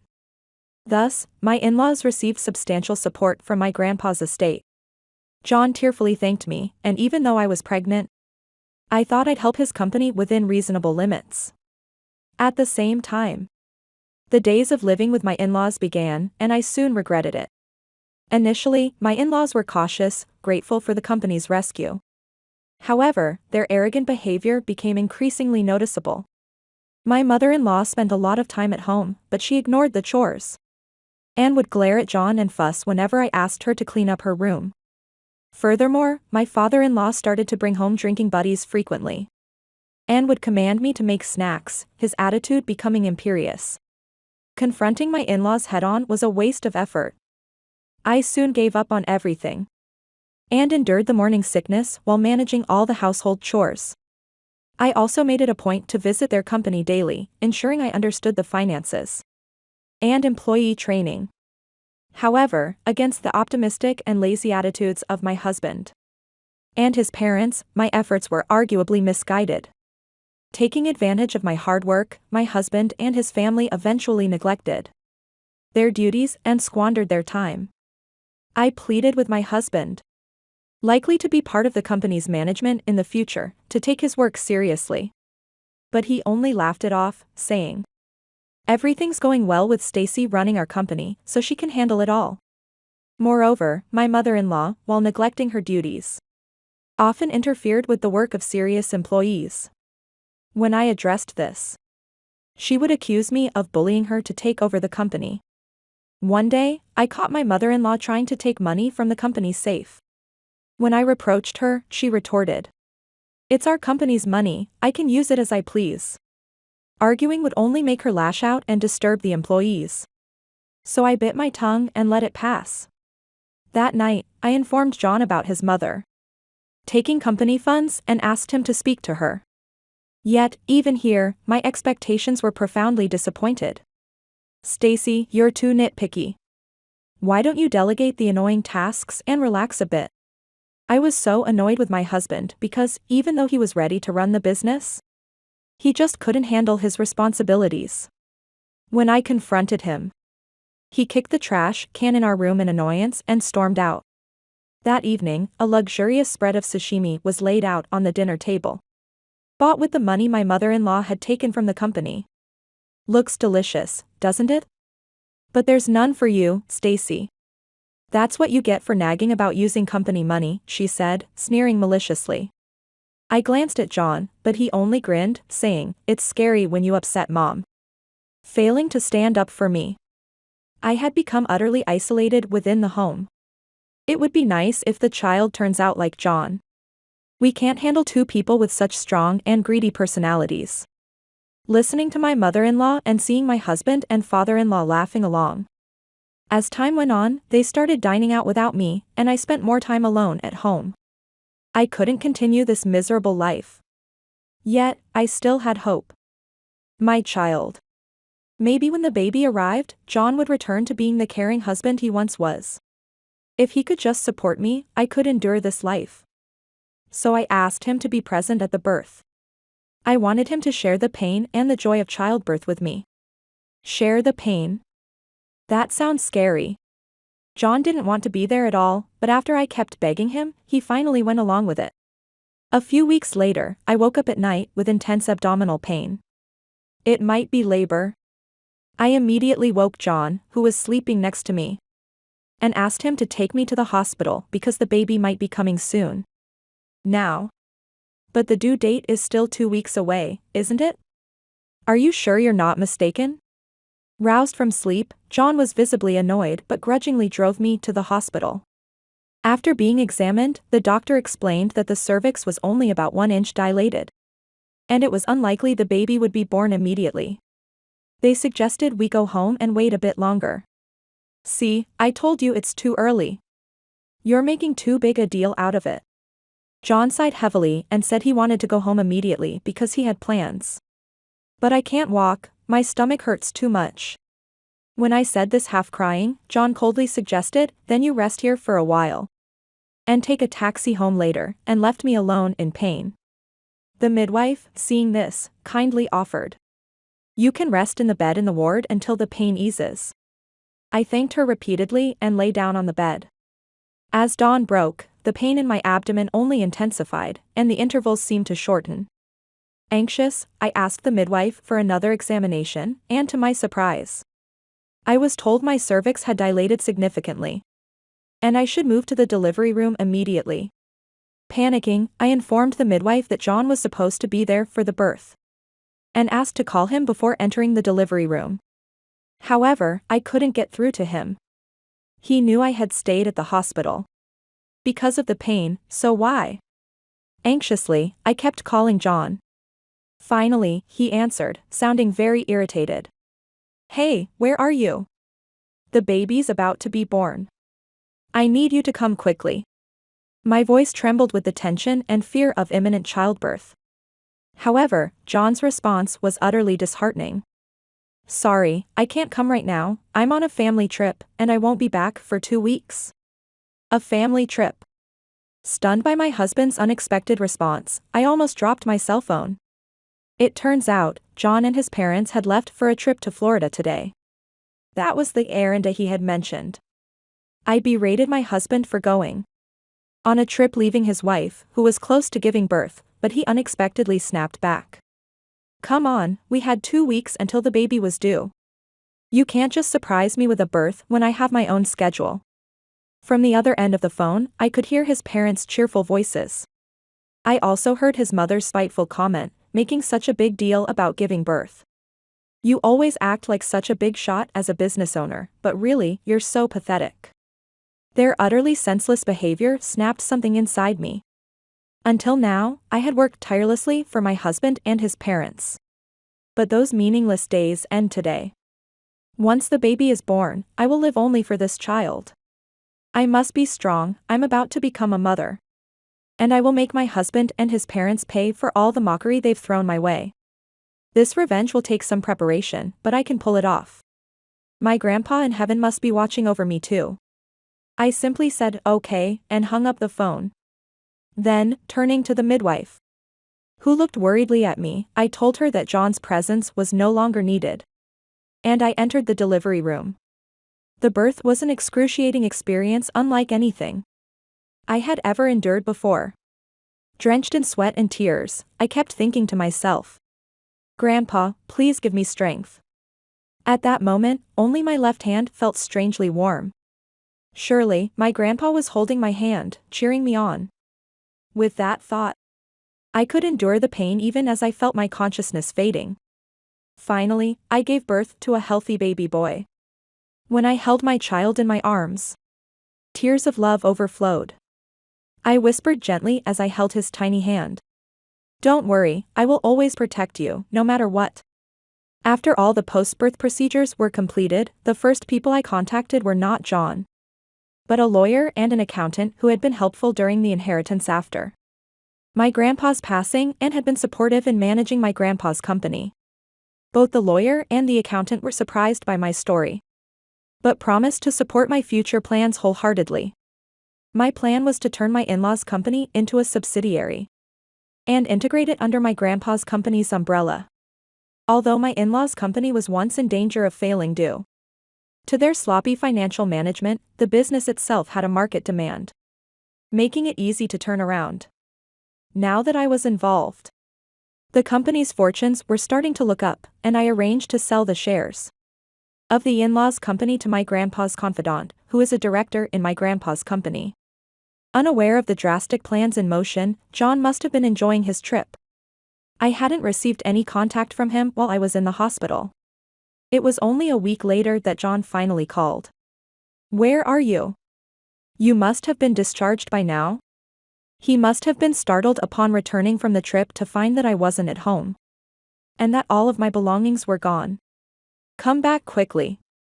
We're exhausted from the long trip, and we need someone to take care of things at home. Even after hearing all this, there was no word from John about caring for his postpartum wife or asking about the baby's well-being. Why did I ever marry such a thoughtless man? But from now on, I no longer need to worry about such things. Did you enjoy the trip with your parents? I intend to divorce you. I spoke in a cold way. After a few seconds of silence, John, sounding strained, asked, Why? I explained to him how much his and his parents' actions had hurt me over the years. Flustered and making nonsensical excuses, I dismissed him, saying, The baby is crying, and hung up the phone. The real challenge began the next day. I received countless calls not only from John but also from his parents, whether it was early in the morning or late at night. When I finally answered the phone around the 50th call, I was greeted by the hysterical screaming of my mother-in-law and father-in-law, making me grimace. It's crazy to just end a marriage on your own. Plus, the baby is a key part of our business, so there's no way we're letting you take him away. I've never seen such an ill-mannered woman. We'll sue you. After being berated continuously, I lost my temper and shouted back with even greater fury. Facing weak people, my in-laws are domineering but are actually cowards. Surprised by my fierce response, they quickly handed the phone to John. Just come home. If we talk it out, we can surely solve this. No, there's nothing left to discuss with you. I rejected John with an icy voice. My family now consists only of my beloved son sleeping in my arms, and I had no attachment left for the man on the other side of the phone. Once John realized I had no intention of discussing, he predictably lashed out, spouting off before ending the call. I immediately shifted my focus to my fussing son, smiling at him. Sorry for talking so loudly and keeping you awake. Thus, I continued preparing for the sale of my in-laws' company while caring for my son. After giving birth, I moved into my company's employee housing, living there to avoid seeing John or his parents. The apartment building, though aging and without an elevator, housed other company employees who, upon hearing of my situation, came one after another to help with childcare. The head of the sales department's wife, with an apology, brought a large amount of baby gear they no longer used, and a female senior colleague held and soothed my son, helping me catch up on sleep deprived by his night crying. I was filled with gratitude towards these kind employees and resolved to work hard and repay their kindness once I returned to work. Although calls from John and his parents continued daily, I was too overwhelmed with new motherhood to call back until several weeks had passed. When I finally heard John's voice again, it was full of anxiety. Hey, isn't this a bit much, what you're doing to us?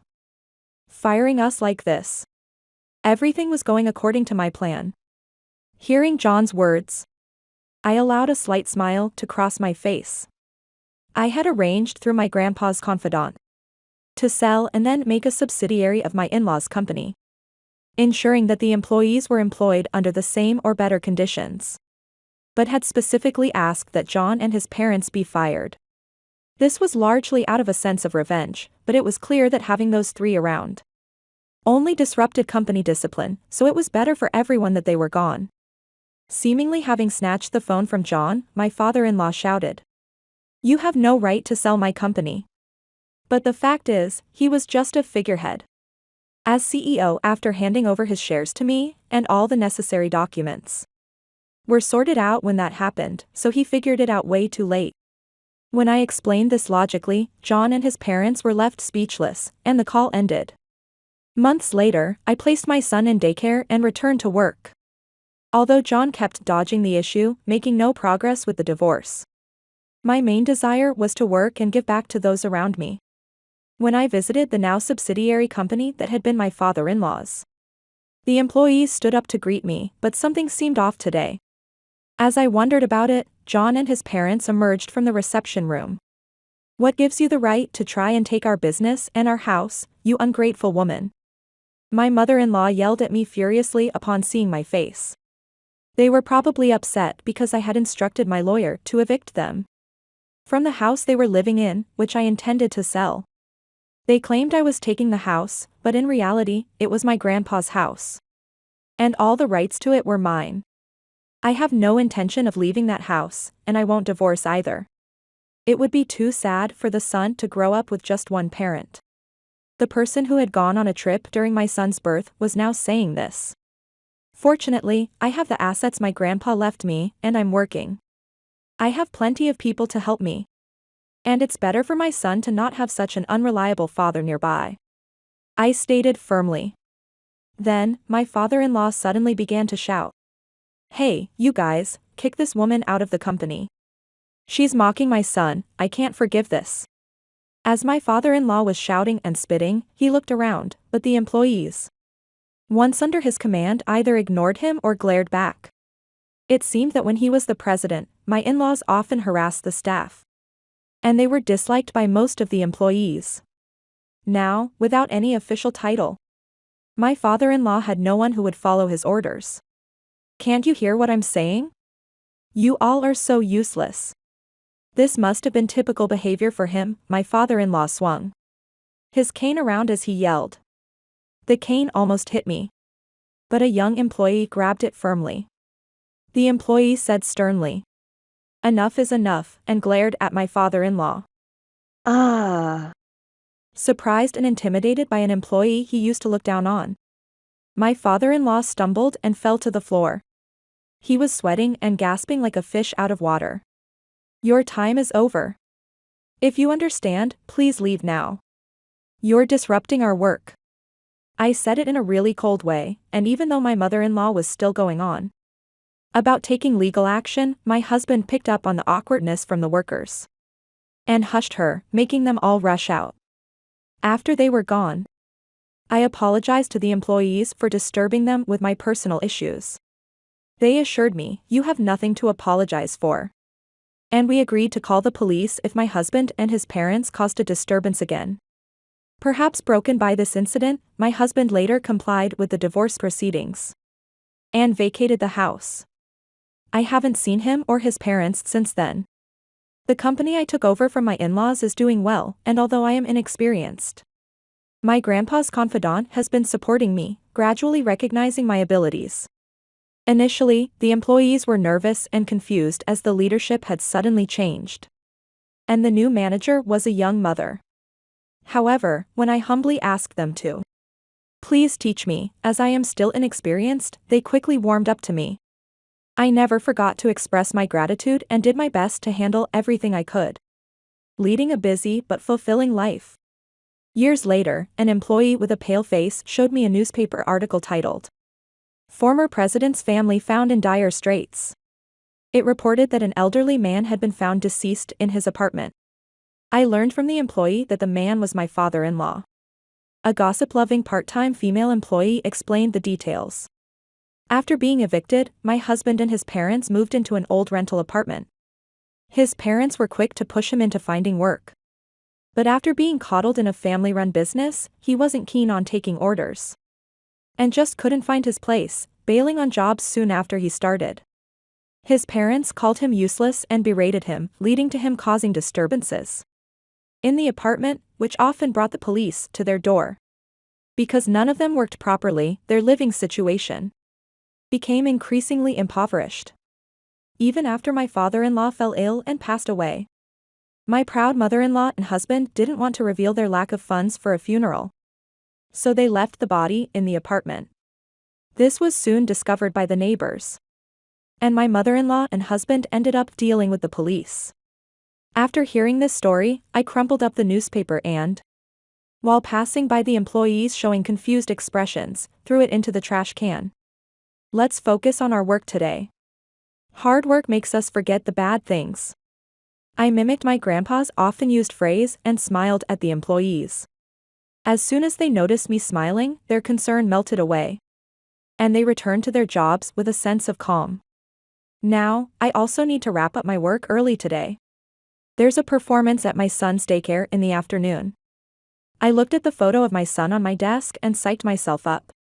Thinking only of the faces of those who support me, I continued to work hard at my beloved job. Anita grew up in a good but poor family. Her parents met at the university. Steve was 27 years old, a young lecturer who attracted the attention of the entire female philological faculty. It was there that young Deborah, a first-year student, fell under his spell, and the young teacher was charmed by the modest girl in a simple dress, with such beautiful and kind grey eyes, that he saw them whenever he closed his own. The young couple married immediately after Deborah's graduation. Steve dreamed of becoming a renowned writer. He wrote prolifically, published in literary journals, and was quite well known in literary circles. But this was not enough for him.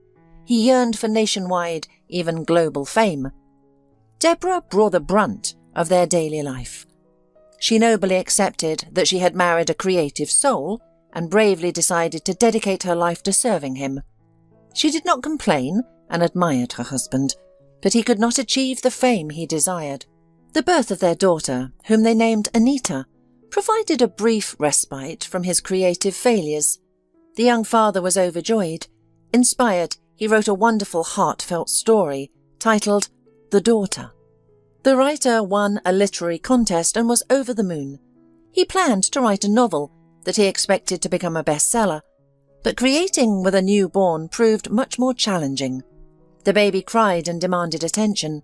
Steve struggled to concentrate and often took out his frustrations on his wife. Deborah continued to indulge her husband.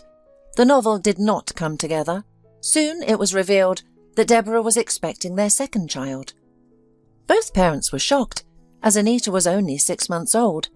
Deborah briefly considered getting rid of it, but Steve stopped her. "Absolutely not," he said firmly. "You will give birth and we will raise this child. I know I sometimes act like a reckless teenager and it's not easy for you, but believe me, I love you, and I love our daughter, and I will love our second child with all my heart." Deborah was incredibly happy. The second pregnancy was much easier than the first. While Anita had been a handful, the second baby caused no trouble. The baby boy was born on New Year's Eve and became a gift for the whole family. Tommy grew into a calm boy, easy to care for. Deborah struggled with the 2 children, but she managed. Her husband was truly inspired. Despite the occasional noise, he began working on his novel. He showed the first chapters to his colleagues, who were full of praise. They said success awaited Steve. In the summer, the family moved to their country house. It was old, the plot overgrown, but it was still pleasant to be there. They had their own garden with apple and pear trees, currant and raspberry bushes around the perimeter, fresh air, a gazebo, and a river right by the house. It was pure, carefree happiness. Unfortunately, it did not last long. August was unusually cold that year. Temperatures dropped to 17 degrees and heavy rains fell. The house was not heated and the indoor air was damp. Both Anita and Tommy caught colds. The village had no hospital, only a medical station. The children were examined and prescribed mixtures, and the parents were advised to dress them warmly. Soon Anita's condition improved, but Tommy's worsened. When they brought him to the hospital, his temperature was nearly 40 degrees. Deborah wept. Tommy's hands trembled, and the doctors diagnosed Tommy with advanced pneumonia. Tragically, they could not save him. 4 days later, he passed away. The family was overwhelmed with grief. After the funeral, the young mother was admitted to a clinic with a nervous breakdown, and the father began to drink heavily. Anita, nearly 2 years old, was taken in by her maternal grandparents. A month later, Deborah began to recover and slowly returned to life. She took Anita back, but Steve could not cope with his loss. He continued to drink and could not be stopped. He abandoned his novel and withdrew from normal life. He began missing lectures and rarely appeared at the university. Initially, his colleagues understood and sympathized with his tragedy. However, this could not continue indefinitely. 3 months after Tommy's death, the dean called Steve into his office. "Steve, you know how highly I regard you," he said kindly. "I understand the pain you and Deborah are going through, and I sympathize deeply with your loss. But you must understand, work is work. I cannot cover for you, and your absence is forever. The headmaster has been asking about the situation on the faculty, and he is not satisfied. Here's what we'll do. I'll allow you 2 more weeks to pull yourself together and return to your normal routine. You have a wife and a young daughter to think about." I can't, Steve said, breaking down in tears. "Fire me now. I won't be able to pull myself together. I can't do anything about it. I'm a wretch. I know Deborah doesn't deserve this, but I can't help it." "You will," the dean tried to comfort him. However, Steve, true to his word, could not return to his former life. He did not appear at the university, and they let him go. The young family found themselves on the brink of financial ruin, having lost their only source of income. Fortunately, Deborah's parents helped out.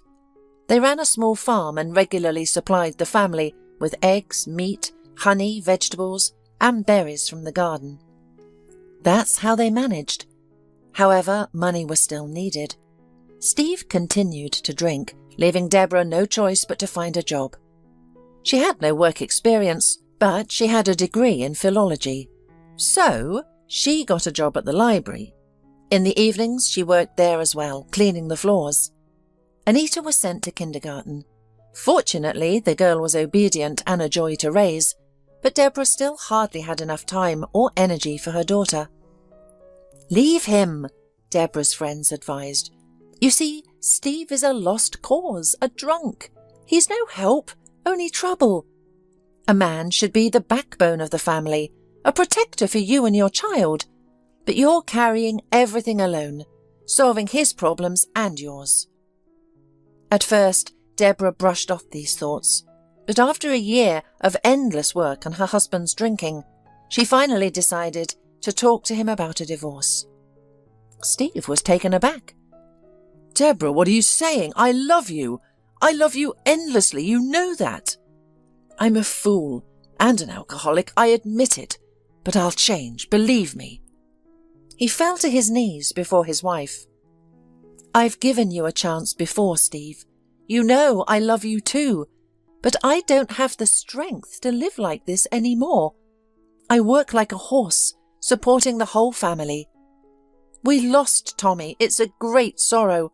I grieved his death no less than you. But we still have a daughter.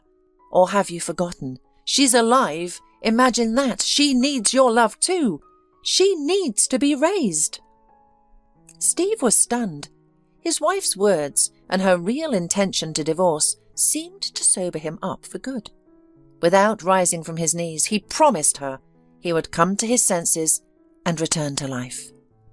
Deborah decided to give him another chance. Fortunately, her husband kept his word. He truly quit drinking and found a job as a proofreader at the local newspaper. The pay was modest, but the work was not demanding. Deborah was grateful for this. Her life became a little easier. She even stopped cleaning floors. There was no longer such an urgent need for extra work. Life gradually returned to its usual course. The family lived modestly, but relatively peacefully. Deborah continued to work at the library, and Steve at the newspaper. His drinking habit was almost overcome, though he occasionally still had a drink. These were rare cases that worried his wife but did not cause her to panic. Anissa grew into a smart, talented girl.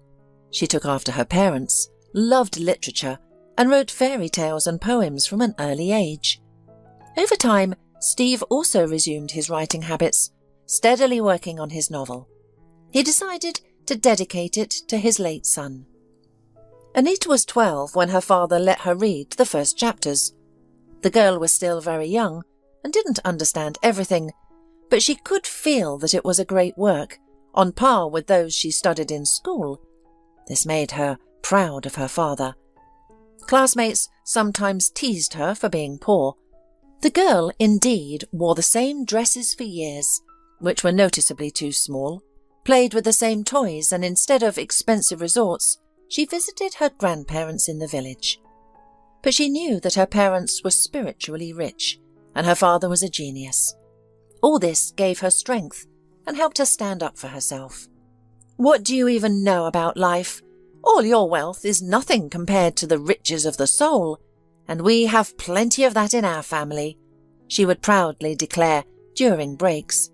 Once her father took her to the newspaper's anniversary celebration at a restaurant, a place she had only seen in movies. She was amazed by the luxurious setting and delicacies, but the guests impressed her even more. Officials and businessmen who advertised in the newspaper came to congratulate the editorial staff. One of them, during the celebration, rushed to the table where Steve and his daughter were sitting and began enthusiastically shaking the writer's hand. "Steve, my dear, it's you," he exclaimed. "Remember me?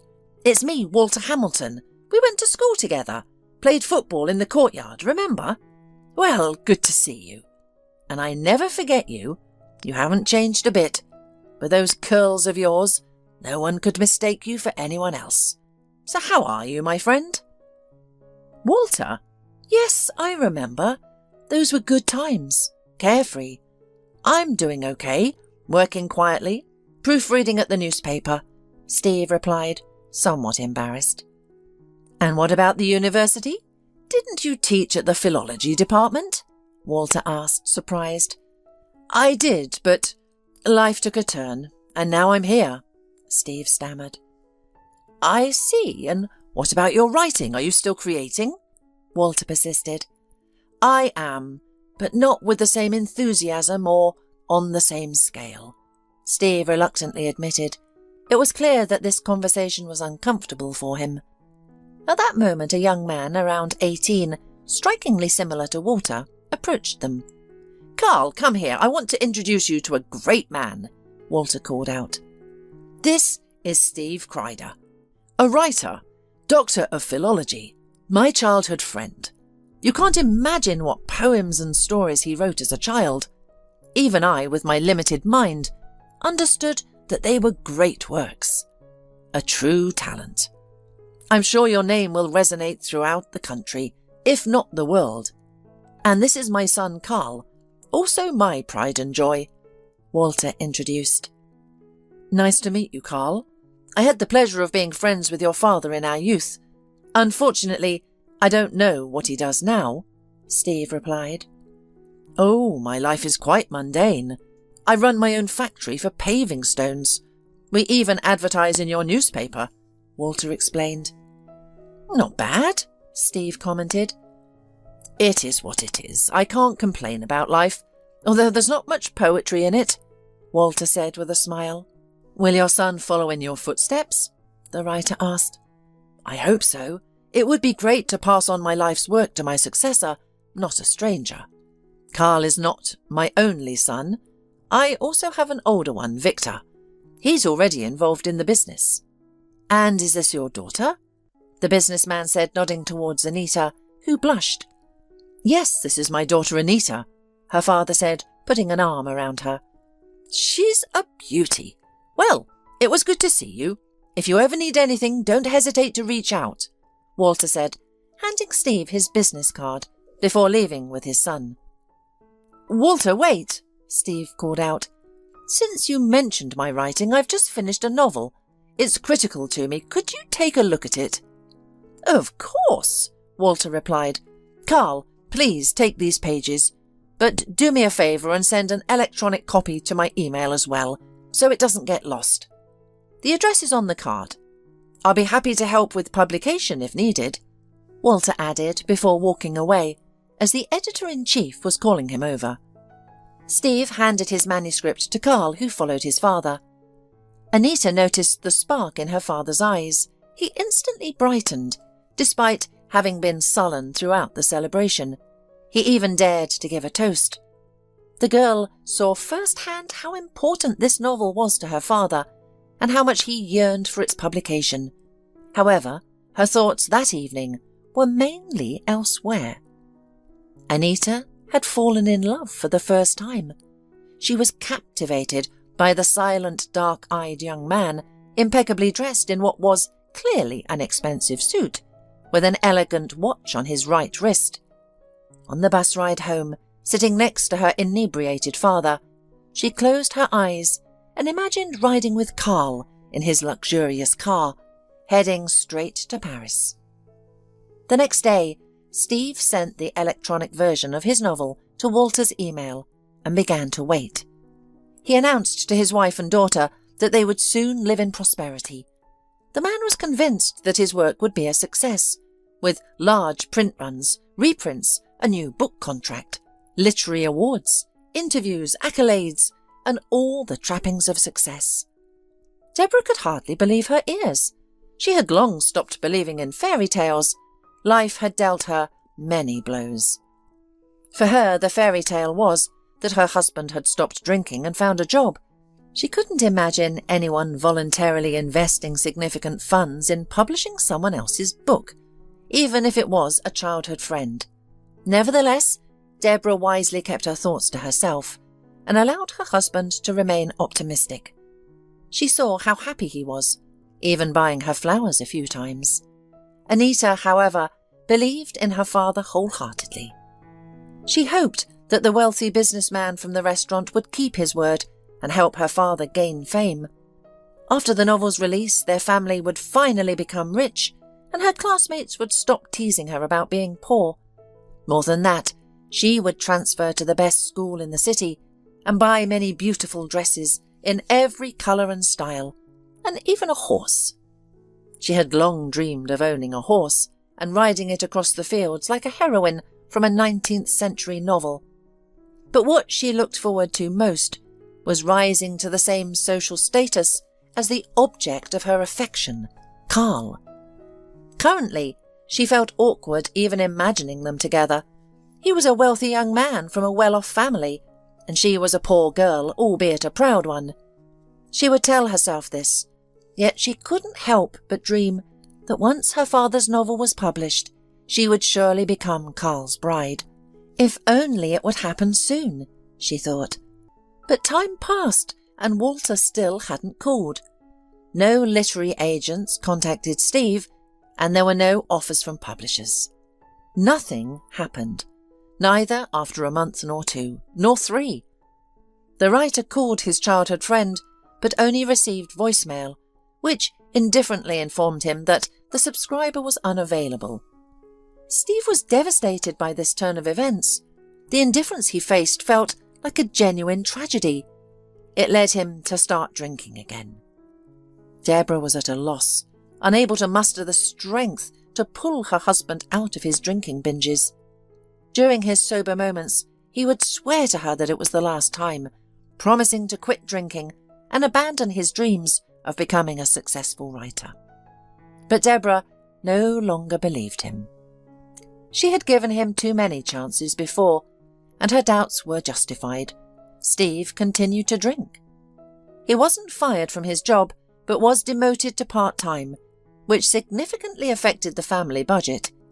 Anita had to give up her dreams of a better life and fancy clothes. Moreover, the family had to live even more modestly. What hurt Anita the most was her delusionment with Carl and his family. His father had initially promised to help her father publish his novel, giving him hope, only to heartlessly renege on his promise without explanation. The girl projected her disappointment onto Walter's son. Her little heart was broken. Deborah had to start cleaning at the library again to make ends meet, but this situation couldn't last forever. After a year of such struggles, despite the pain, Deborah finally filed for divorce, resolute in her decision. This was another blow for Steve. His life was crumbling on all fronts, but Deborah refused to hear any more excuses. She was determined to go through with the divorce. Her parents constantly urged them to move back to the village. "Darling, since things didn't work out with Steve, come back to us. We have a big house, plenty of room for everyone. There's the garden, the vegetable patch, the chickens. Why are you and Anita cramped in that tiny, shabby apartment? What kind of life is that? And your father and I are getting old. We could use some help around the house," her mother would say. "All right, I've given up on my own fate, but Anita is at an age when she should be blossoming, and I'm taking her to the village. Is that fair?" Deborah would ponder. "It's all right, dear. Nothing bad will happen. We have a school in the village, and it's not the worst. There are young people here. Anita won't be bored. She loves nature. It's her element. Everything will be fine. You'll see," her mother insisted. Eventually, Deborah agreed to the move. Anita wasn't thrilled about it.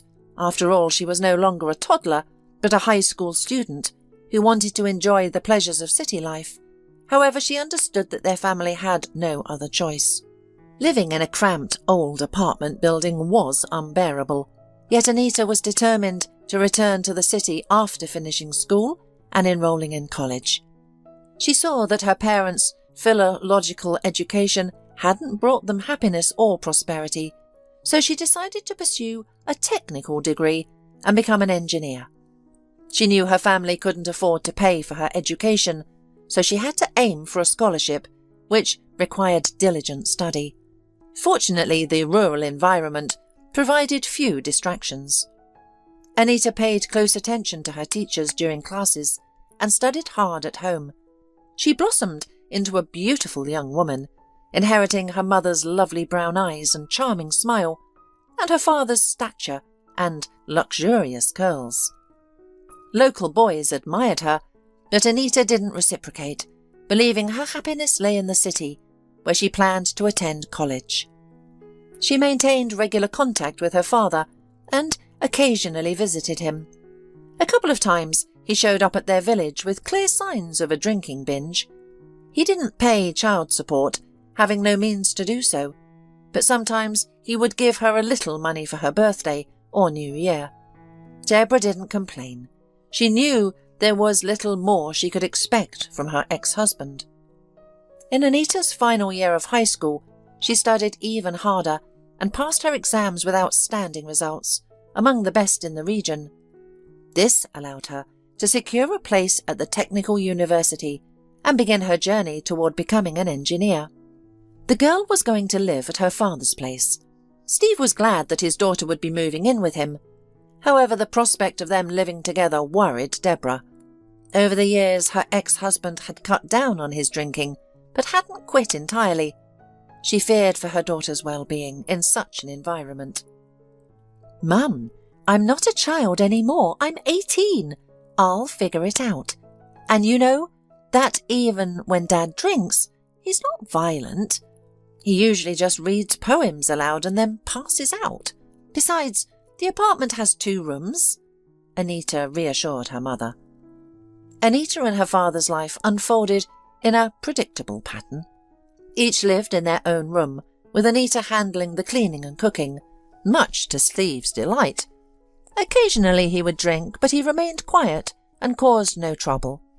"You know, dear, ever since you returned to me, it's as if I've grown wings," he confided in Anita one October evening.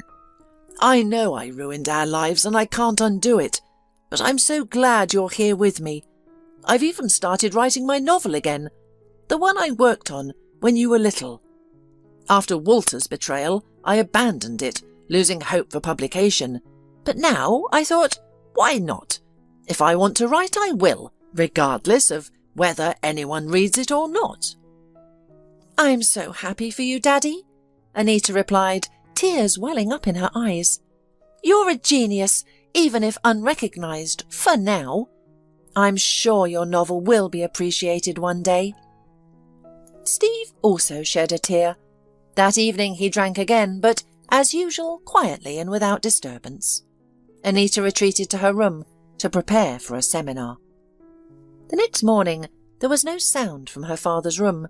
Before leaving for the university, she decided to check on him and let him know breakfast was ready. Entering his room, she found him lying on the couch, motionless. At first she thought he was sleeping, but a sense of unease gripped her. Approaching him, she realized he wasn't breathing. Panicked, she called an ambulance and attempted CPR, but it was too late. The paramedics confirmed that Steve had passed away from acute heart failure. Scattered on the table nearby were pages of his manuscript. The funeral drew an unexpectedly large crowd. Despite his struggles, Steve was a talented and kind man, beloved by many. Friends, university colleagues, students, newspaper staff, and local writers all came to pay their respects. Everyone expressed their condolences to Anita, who stood stoically beside her mother, barely holding back tears. "I still love him, dear, and always will," Deborah whispered to her daughter at the cemetery. "I know, Mum, I know," Anita replied, fighting back her own tears. But she couldn't afford to be weak. She had to find the strength to move forward. Beyond her personal goals, she now had a new dream: to publish her father's novel as a tribute to him. Though she lacked the funds, she was determined to earn the money someday. First, however, she needed to address practical matters. Though her father had lived modestly, he had handled all the household bills. His apartment was spacious, and the utility costs were significant.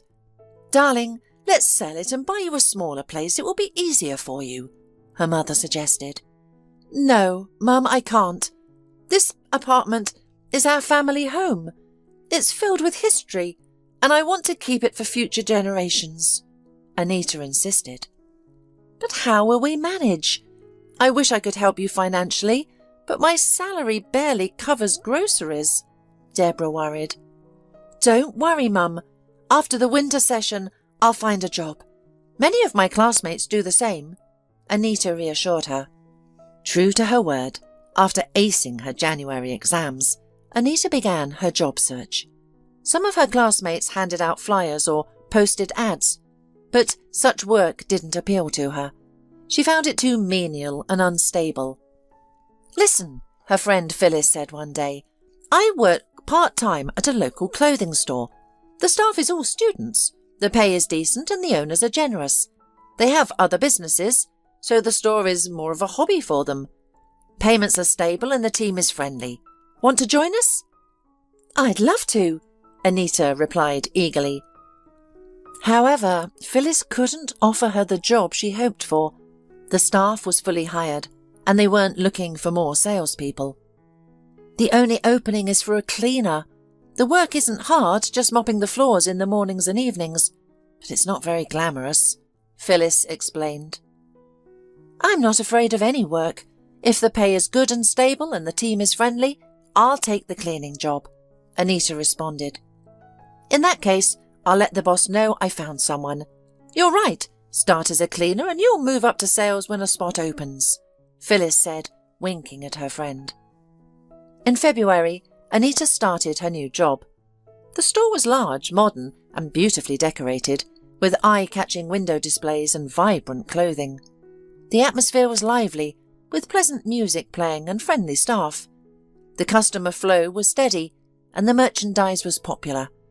Anita was determined to make the most of this opportunity, hoping it would be a stepping stone to better things. Anita watched as her colleagues advised customers on new styles, accepted returns, and hung dresses and skirts on racks. She enjoyed the bustling atmosphere. It helped distract her from her loss. Anita hoped that one day she would indeed be promoted from cleaner to salesperson. Meanwhile, she diligently polished the floors and display cases, grateful for the work ethic instilled in her. To avoid upsetting her mother, she told her she was working as a salesperson. With her first paycheck, Anita easily covered her utility bills, bought new dresses and a bag from the same store, and saved a little for the future. She felt strong and more independent. One day in July, a handsome young man entered the store. The salesgirls immediately melted and smiled broadly upon seeing him. Anita only saw him from behind and didn't get a good look at his face. "Who is that?" she asked Phyllis. "That's our boss, Carl Hamilton, and he's quite the heartthrob, don't you think?" Phyllis replied with a smile. "Indeed, he is," Anita responded. She felt the ground slip from under her feet, never expecting to see her first love again, especially under these circumstances. But life is full of surprises. Anita stood in the utility closet with her cleaning supplies, watching as Carl inspected his property. He was friendly, calm, and incredibly handsome. "Who is responsible for keeping things clean here?" he asked loudly, approaching the gleaming glass display case. "He's asking about you," Phyllis whispered, pushing Anita into the sales area. She stepped forward awkwardly. "Me," Anita replied, clearing her throat confidently. "Are you new here? I haven't seen you before," Carl remarked, surprised. "I've been working here since winter," the young woman said. "I see, and what is your name? You have a strangely familiar face. Have we met before?" Carl asked, squinting. "I doubt it," Anita replied coldly. "Well, maybe it just seemed that way. Anyway, I want to thank you for your good work. The display case is sparkling and the floor is so clean. That's worth a lot," the businessman said. "Thank you. I do my best," Anita responded. Carl nodded and moved on to other tasks.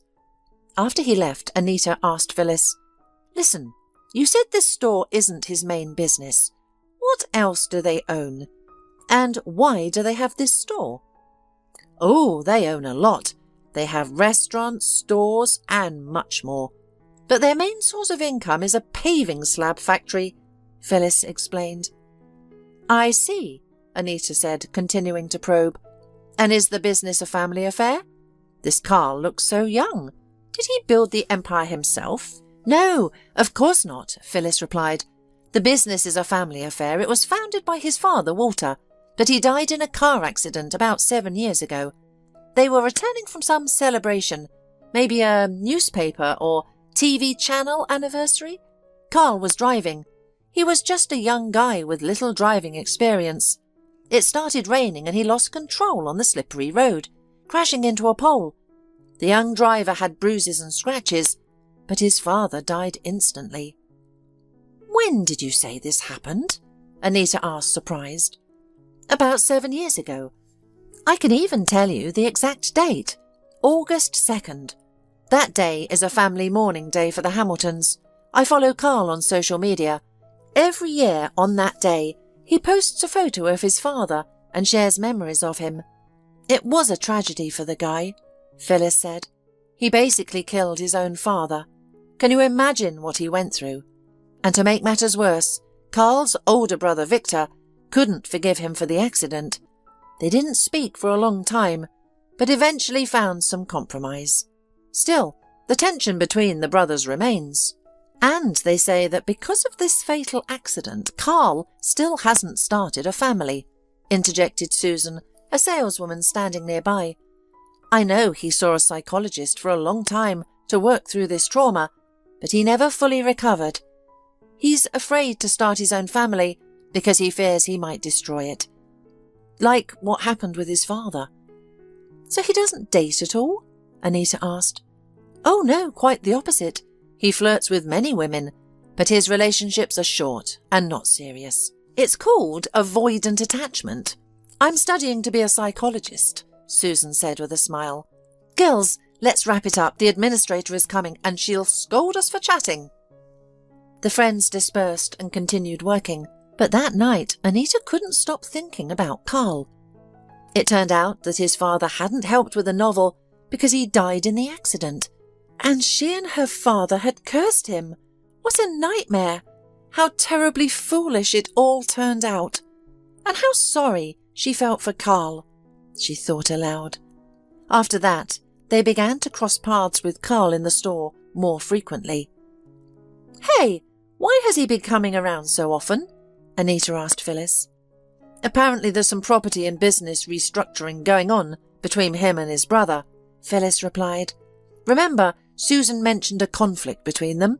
Well, it seems they've decided to divide their enterprises. Victor will keep the factory, while Carl will take over the restaurants, shops and other ventures." "I see. Italian-style drama," Anita remarked. "So is their business strictly a family affair? No partners, just passing it down to their children?" "That's how it looks," Phyllis said, "except they need to have those children first." "Does Victor have an avoidant attachment style too?" Anita asked ironically. "No, it's the opposite with him," Phyllis explained. "Victor is serious. He's always busy, rarely smiles and solves all the problems. Honestly, without him, their entire empire would have crumbled long ago. Carl is very charming, but also careless and irresponsible at times. Victor is different, but because of his busy schedule, he has no time for a personal life or relationships. He's never been married and has no children, so the brothers have no one to pass the family business to yet." "Got it," Anita replied. By a strange coincidence later that day, Anita encountered Victor in the parking lot of the shopping centre. He had come to inspect the store before officially handing it over to his brother, while Anita was leaving her morning shift. Distracted by her phone, she didn't notice the approaching car. The driver couldn't react in time and hit her. She fell but got up on her own. "I'm so sorry, miss, I didn't see you," the frightened man said, exiting the vehicle. His resemblance to Carl was striking, so Anita immediately knew who he was. "It's okay, I'm fine. It was my fault for not paying attention to the road," Anita said, blushing and rubbing her knee. "Are you sure you're all right?" Victor asked. "Yes, my leg hurts a bit, probably just a bruise, but it's nothing serious," she assured him. "No, we can't leave it like this. If your leg hurts, we should go to the emergency room. It might be a fracture. Let me take you," Victor insisted. Anita agreed and they went to the clinic, where it was confirmed that she only had minor bruises. "I would appreciate it if we didn't report this as an accident," Victor said. but I will compensate you for the trouble. He handed her a few bills. Anita tried to refuse, but he insisted. You probably need to take some time off work. Where do you work? He asked. Anita replied and Victor laughed. What a coincidence. I'm involved with that store, so I can authorize a week of paid leave for you. And please let me give you a ride home. You have an injured leg after all. On the way, Anita shared that she was studying to be an engineer and working part-time as a cleaner. Victor mentioned that he also had a technical education. So we're practically colleagues, he joked. And regarding your part-time job, I'll think about transferring you to a different position. I believe you deserve better. For now, get well soon. Anita thanked him, and the next week she was resting and recovering. Upon returning to work, she found her colleagues upbeat. What's going on? Why is everyone so happy? She asked Phyllis. You won't believe it, Phyllis exclaimed.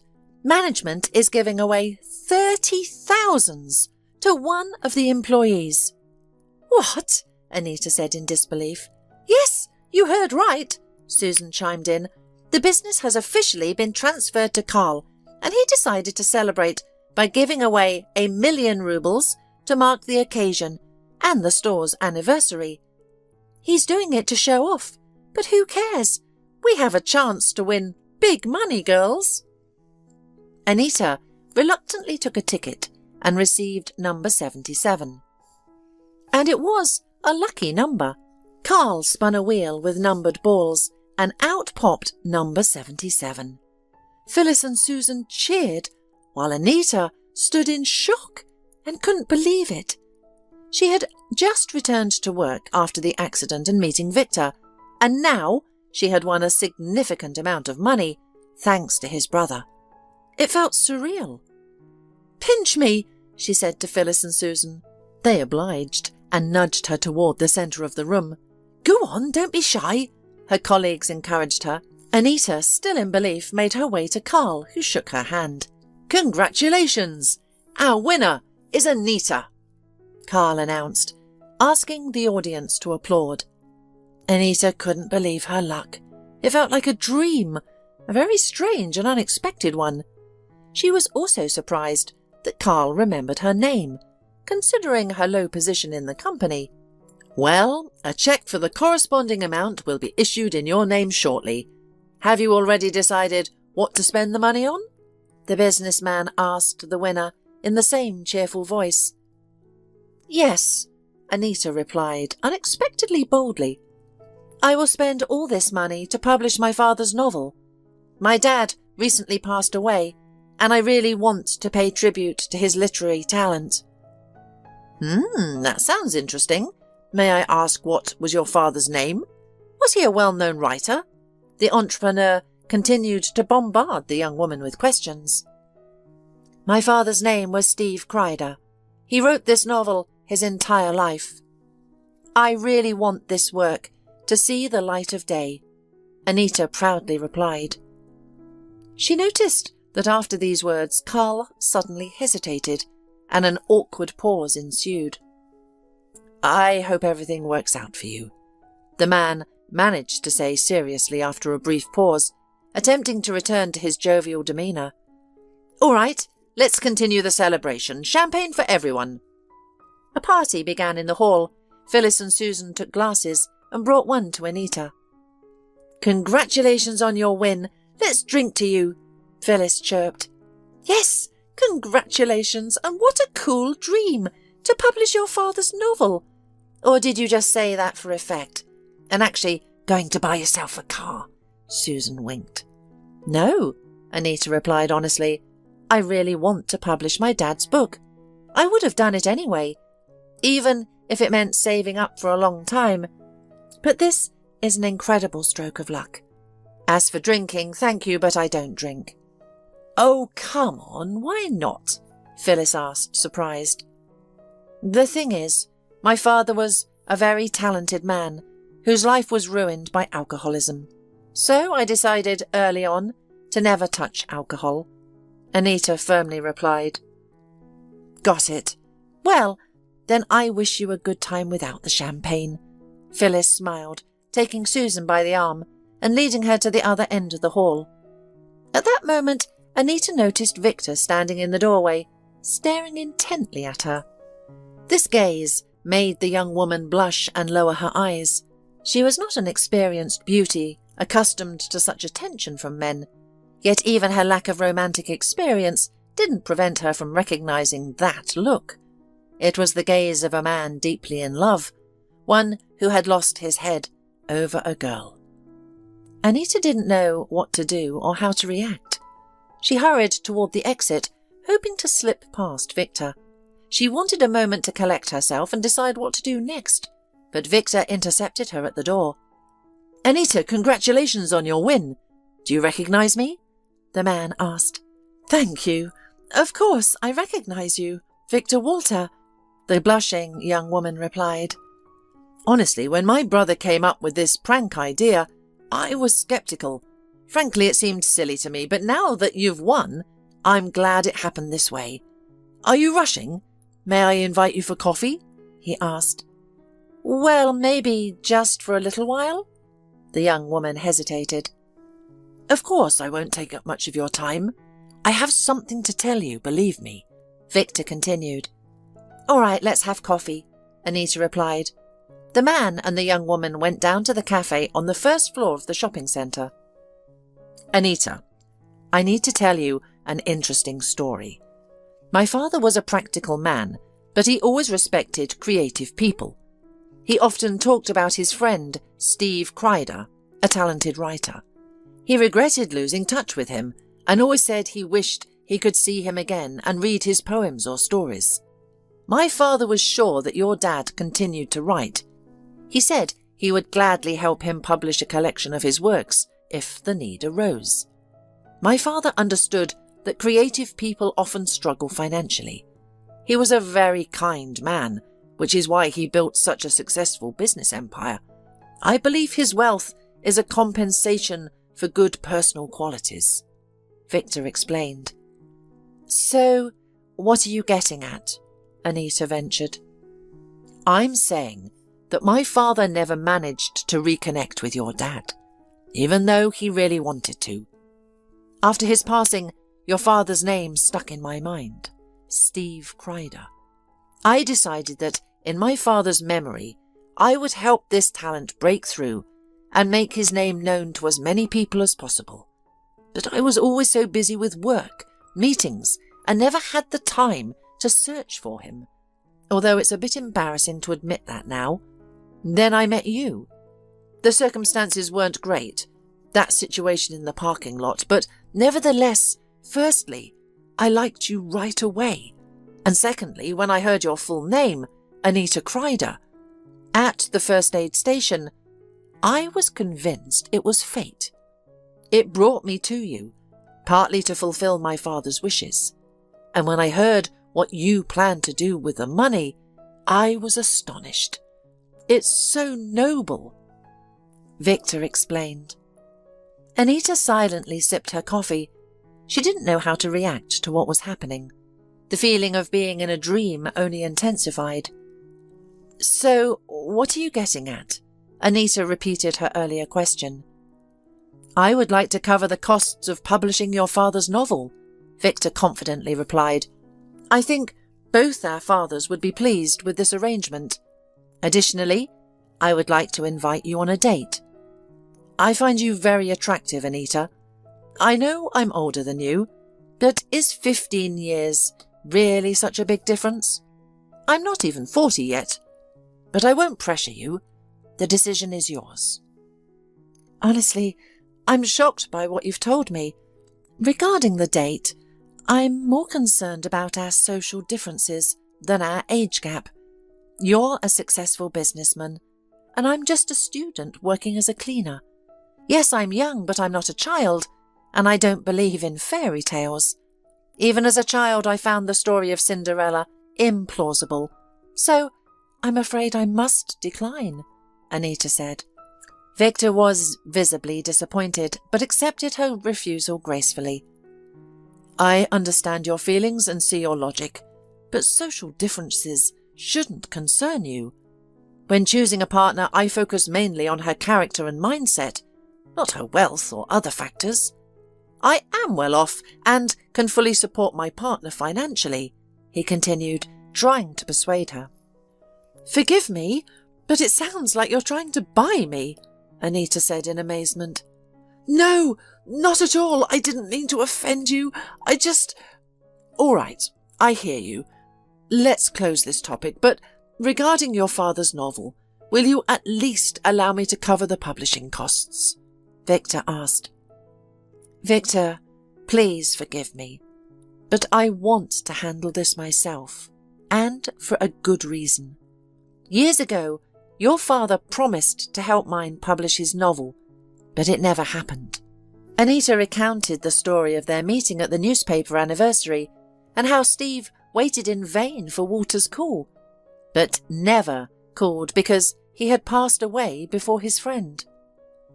I'm truly sorry it turned out this way. I wasn't aware of this meeting.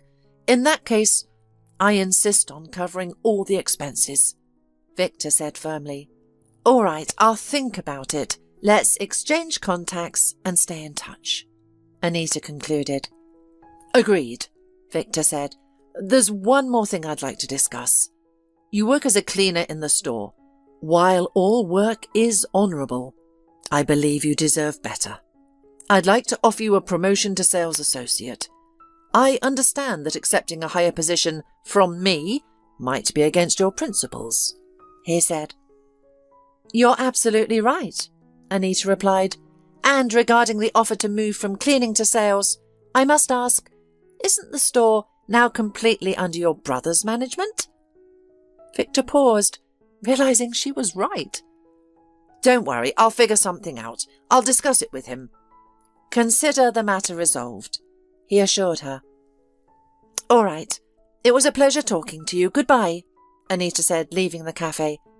She decided to take a taxi home, knowing that taking the bus might overwhelm her with emotions. Until that moment, life hadn't been kind to her. She was used to fighting for every bit of happiness. But sometimes days come that turn everything upside down and bestow generous gifts instantly. Anita considered Victor's offer to become a sales associate. For a moment, she thought about quitting her job altogether, now that she had a lot of money. But she quickly reminded herself that the money was meant for publishing her father's novel, and she would still need to support herself afterward. She decided she would contact Victor and accept his offer for a promotion. As for his asking her out, Anita was flattered by the attention of such an esteemed man, especially one who wasn't too interested in women. However, her heart belonged to Victor's brother, Carl. Though she had resented him for a time because of the situation with her father, love ultimately won out, especially after seeing him again in the store. Yet she believed Carl was out of her league. Unbeknownst to her, Carl's thoughts that evening were consumed by her. He cancelled all his meetings and a midnight date with a woman he had met recently, focusing instead on a manuscript, the one his father had intended to publish, which he had received on the day of his death. That fateful night, returning home from the restaurant, Walter had insisted that his younger son drive. "You drive, son," he said, patting Carl on the shoulder. "But Dad, I just got my license. I don't have much experience and it's pouring outside. Anything could happen." Carl tried to persuade him. "Nonsense! You need the practice. You have to get used to it," his father insisted. Carl got behind the wheel. At first everything was fine. His father was in good spirits. "It's wonderful that I got to see my childhood friend again. He's truly talented. Make sure you read his manuscript. I'll leave it on the back seat. We'll definitely publish the book. We need to support worthy people," Walter said. Then the rain intensified, reducing visibility to almost zero.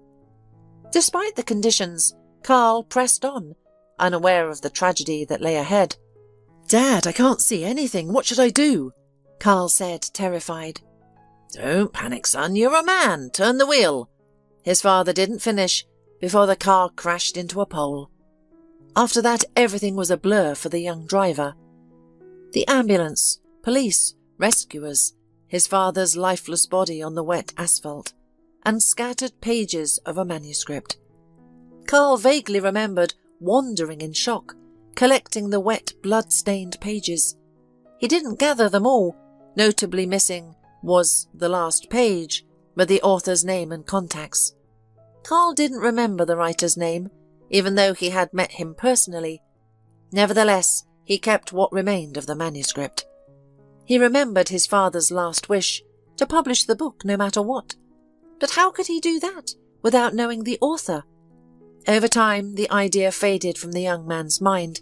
Everything related to his father brought pain. He tried to numb it with casual, meaningless relationships. He didn't delve deeply into the business. Victor handled that. Although his older brother tried to hide his resentment, he struggled. He protected their father's legacy, the factory, and saw Carl as clumsy and inept, fearing he would ruin that too, as he had their father's life. No matter how hard Victor tried to push these thoughts away, he couldn't. Initially, Carl fought for his right to be their father's successor, but seeing how their conflict affected their mother, he decided to step back. He had already lost one parent and couldn't bear to lose another. Victor also showed wisdom. He kept control of the paving slab factory, but handed over other smaller family businesses to Carl. First, it was a cafe chain, and later, years down the line, it included stores. This brought Carl to the point where he met Anita. When she declared during the giveaway how she would spend the money, he immediately recognized her. It was the same girl from the restaurant that fateful evening. She was just a child then, but now a young woman, the resemblance clear. Carl remembered how years ago he found this blushing, modest girl very attractive, but she was too young. He pushed those thoughts aside even back then. He was quite romantic and dreamed of a princess for whom he could be a faithful prince. But life had other plans. He had many girlfriends, but none were his princess. The first time he saw Anita in the store, praising her for the sparkling display case, something stirred in his heart, a long-forgotten feeling. He had forgotten how pleasant it was, and all his subsequent visits to the store, which became more frequent, were not coincidental. He sought encounters with Anita, but didn't want to draw attention to himself. He didn't know how to approach her, so he continued his routine, setting up dates with strangers from social media. Business matters soon distracted him from affairs of the heart. Victor officially transferred the retail business to him, giving Carl confidence in his abilities. He accepted that he had lost his connection to the factory, but was determined to develop in other areas. But he never imagined how it would end. Fate, in the form of Anita, led him to fulfill his father's wish to publish his friend's novel. Now he knew the author's name. That evening he sat in his apartment, drinking whiskey and reading the manuscript.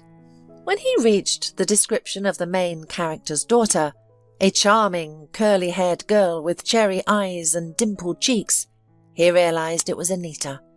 She was described as a lovely, rosy-cheeked, gentle, and very intelligent girl, possessing an elusive lightness and tenderness that couldn't be cultivated. One had to be born with them. She was destined to break many hearts. He barely slept that night, tossing and turning, eager for morning. He rushed to the best jewelry store in the city. "Good morning. I want to propose to my beloved. Help me choose the best ring for her," he blurted out, charming the salespeople. They eagerly assisted him, recommending a ring with a rare yellow diamond. "As rare as my chosen one," he declared, purchasing it. Leaving the store, he headed to the shop, but didn't find Anita there. He knew she was friends with the salesgirl Phyllis and went to her for information. "Why isn't Anita here?" he nervously asked, startling the girl. She thought the businessman had come to his senses after the previous day's stunt and wanted his money back. "Anita only works for us very early in the morning and late in the evening," Phyllis replied, frightened. "I see, and where might she be now?" Carl persisted. "Do not be afraid, Phyllis. I will not harm your friend. I have some good news for her." Phyllis calmed down and dictated the street name and house number. Carl headed straight there from the store. He drove as if possessed, though after his father's accident he usually drove cautiously. But this time he feared he would be too late, that he would miss his destiny, his salvation. Meanwhile, Anita was indeed at home, studying offers from publishers. She was estimating the cost of publishing a book, considering where to find a proofreader, which designer to commission for the cover, and how to promote the novel. She had much to learn, but first Anita needed to finish the book's ending, as Steve had not completed the novel. Only the final chapter remained. The girl pondered what ending would be most fitting, a happy one or a tragic one. It was amid these thoughts that Carl found her when he rang the doorbell. Hearing the bell, Anita was surprised. She was not expecting any visitors. She looked through the peephole, but saw only a large bouquet of white roses in the stairwell. "You?" Anita exclaimed, unable to hide her astonishment when she opened the door. "But what are you doing here?" "If you permit, I will come inside and explain everything," the man said. Anita led him into the apartment. Without wasting time, Carl knelt before the young woman and took out a ring box. "Dear Anita," he began, his voice trembling, "I know this will likely shock you, but I want you to be my wife. I am well aware of the reputation that precedes me. Everyone thinks I am a womanizer and a playboy, but that is only a facade. I have spent my whole life searching for the one, and I have no doubt that you are my destiny." Carl then recounted the story of their encounter in the restaurant and the accident. He placed the ring on the table and took a folder containing the cherished manuscript from his briefcase. "You see, this is proof that my words are not empty. I have kept these pages since that very day. It was a matter of honor for me to publish this book, but I did not know the author, and I am going to do it now. But no, that is secondary. First, answer the main question. Will you be my wife?" Anita sat down on a stool. 2 declarations of love in as many days. 2 offers to help publish her father's book, both from brothers. What was happening? "Carl, I must confess I am deeply shocked. Your attention flatters me immensely. Moreover, if I am to be entirely honest, I was once deeply in love with you, like a schoolgirl. Indeed, I was still a schoolgirl then. But time passed, I grew up, and yet I never loved anyone else. But I am still young, and perhaps everything lies ahead. This is all too sudden for me. I need time to think," Anita replied. "That is wise, of course I understand," Carl said. "My chosen one should be cautious and wise. I will not pressure you. Take as much time as you need. I will wait." With that, the man headed for the door. On the threshold he turned around. "And by the way, you no longer work as a cleaner in our store. I would offer you the position of administrator. So, what do you say?" "Thank you. Being a salesperson would be enough for me," the young woman replied. "Very well, from today I will transfer you to sales." Carl smiled and said goodbye. When he left, Anita slowly slid down the wall. Life was becoming more interesting with each passing day. The girl clearly needed advice, so she decided to turn to her mother. Upon hearing about the proposals from the 2 brothers, Deborah replied decisively. "Do not accept either of them, my dear. These rich men are so unreliable, so unstable. Do not believe a word they say. They will toy with you and then discard you. In fact, it is best not to trust men at all." But this advice did not satisfy the girl. Her mother's reaction seemed overly cautious. So she decided to discuss the situation with her friends, Phyllis and Susan. "There is no doubt, marry Victor. He is a mature individual who has dealt with his traumas. I am telling you this as a psychologist. You will not regret it, Susan said.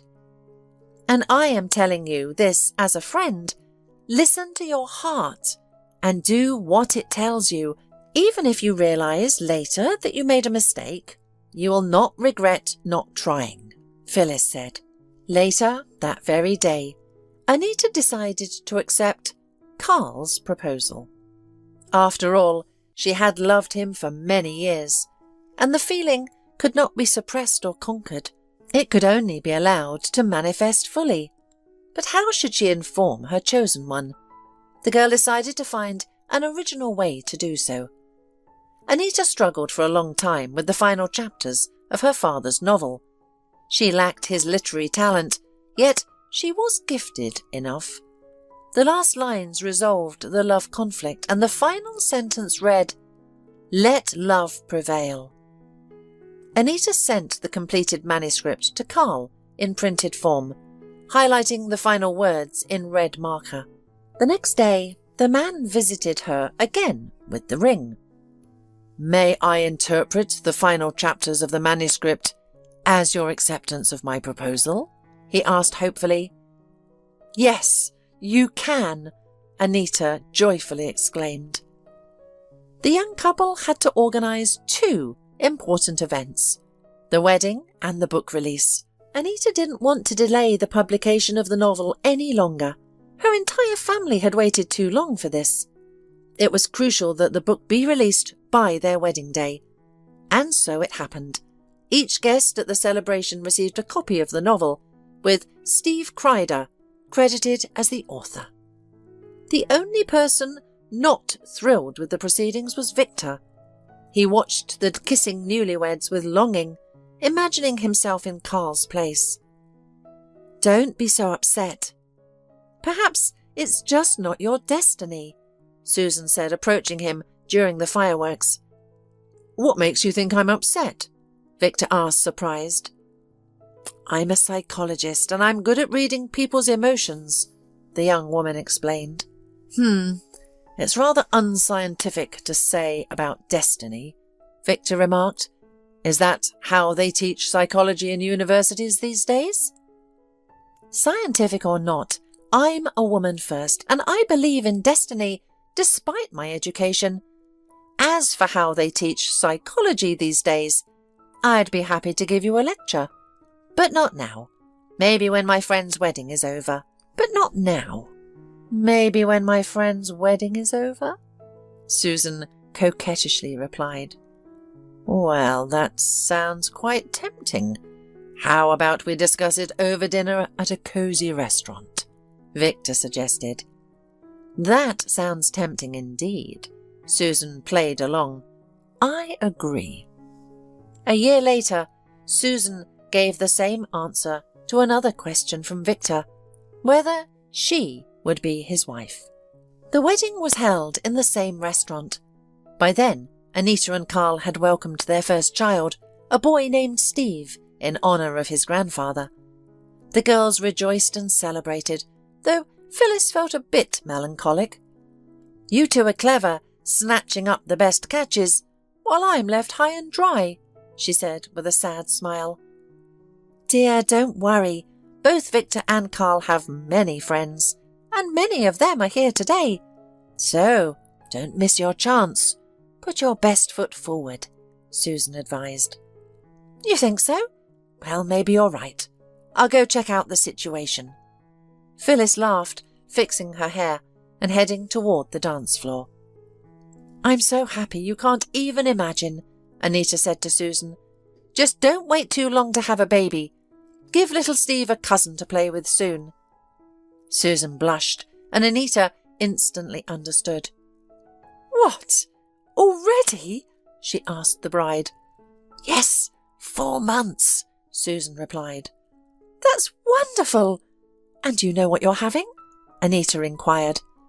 "A boy, and we've already chosen a name. Walter, after his grandfather," the bride announced. "You two are wonderful," Anita replied, looking at her little son in her arms. "I'm so glad I listened to Phyllis and my heart back then," the young mother thought. "Now I know that the only answer to any question in life is to let love win. Don't you want to try this special organic coffee I brewed just for you, darling? My husband Trevor asked, his smile not quite matching the coldness in his eyes. My heart skipped a beat, and I felt my fitness tracker vibrate. With the sudden increase in my pulse rate, I was sitting at my sister-in-law Audrey's elegantly appointed dining table in her Nashville home, surrounded by the latest smart home devices for our monthly family brunch. The artisanal coffee cup in front of me had a peculiar, almost metallic odor that made my stomach churn with dread. I discreetly activated the recording function on my smartwatch. My name is Eliza Chambers, and at 34, I never imagined I'd be questioning whether my own husband was systematically poisoning me. After 5 years of marriage and numerous episodes of a mysterious food poisoning, I had developed a heightened sense of caution, especially around Audrey. She had perfected the art of creating situations that left me physically ill or professionally embarrassed, always maintaining that same calculating smile Trevor was wearing now.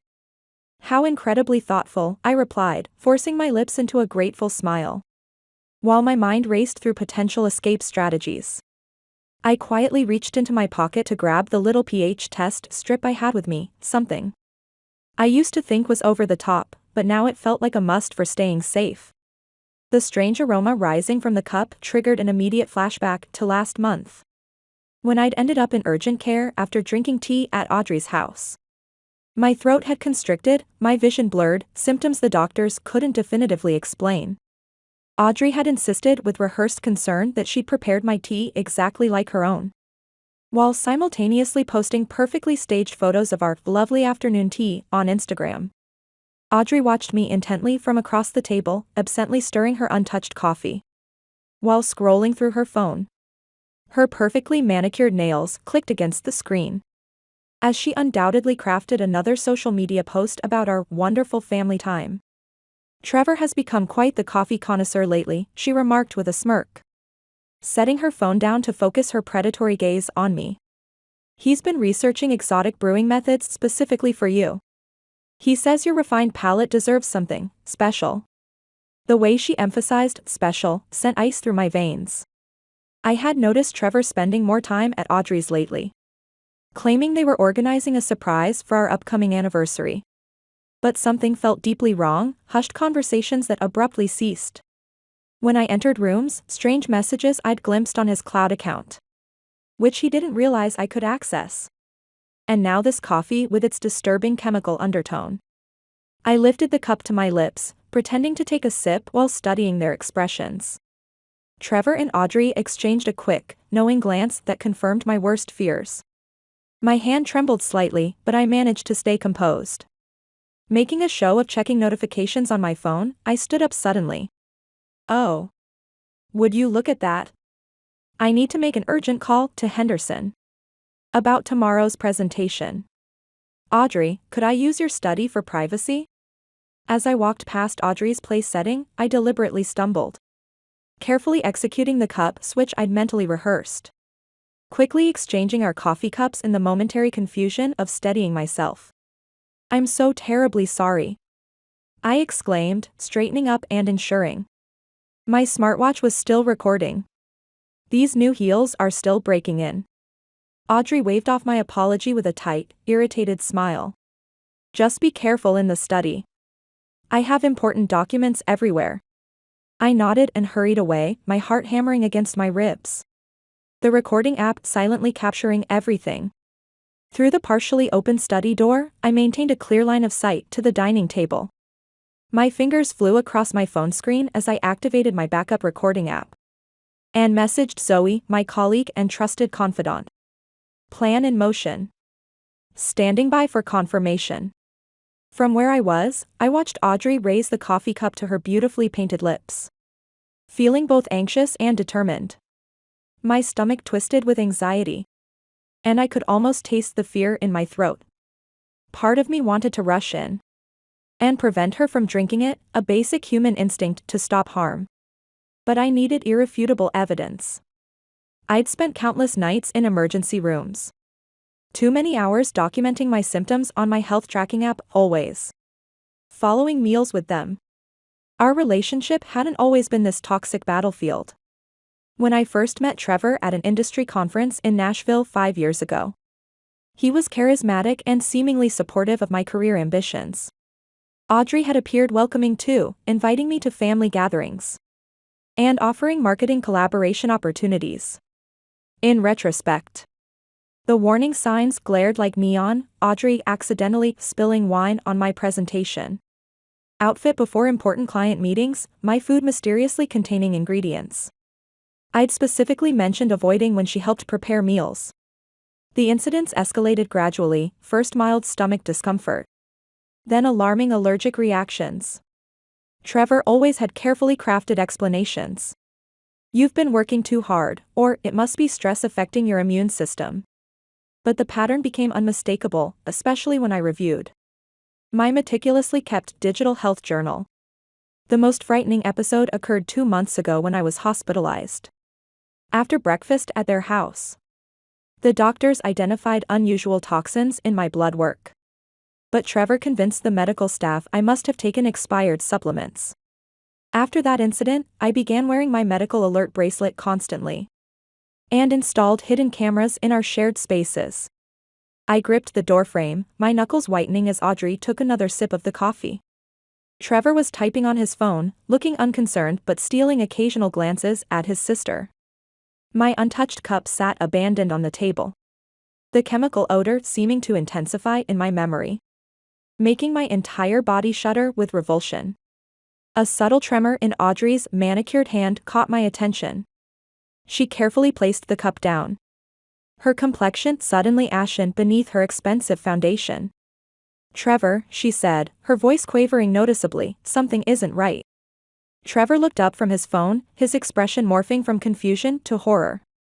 As comprehension dawned, he jumped to his feet, knocking his chair backward, with a crash that reverberated through the house.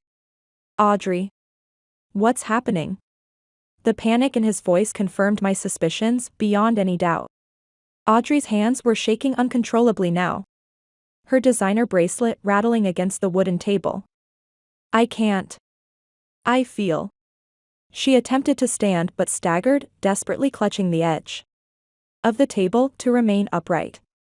Fear flooded her typically composed features. "Trevor, what exactly did you put in that coffee?" I stepped out of the study doorway, my phone visibly recording now, my voice stronger than I expected. Trevor rushed to Audrey's side, his face drained of color.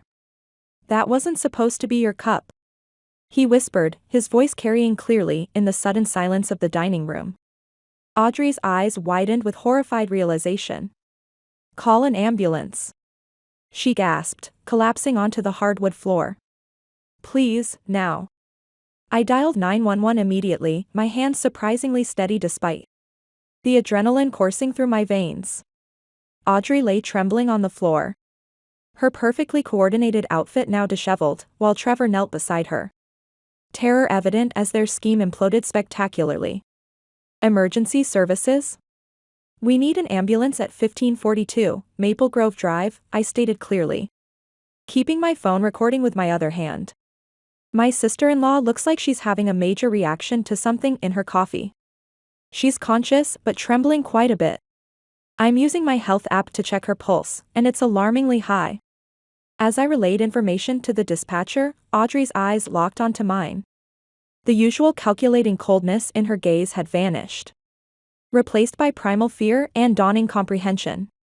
"Eliza," she gasped, her perfectly applied lipstick now smeared. "You switched. You knew all along." "The ambulance is en route, ma'am," the dispatcher confirmed. "Please remain on the line."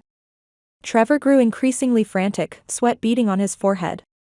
"Audrey, what's happening? That wasn't supposed to. I mean, it wasn't intended for." "Shut up, Trevor," Audrey hissed through clenched teeth, her anger momentarily overpowering her physical distress. "This disaster is entirely your fault. You promised it would only make her sick enough to miss the Henderson presentation next week. You swore it couldn't be detected."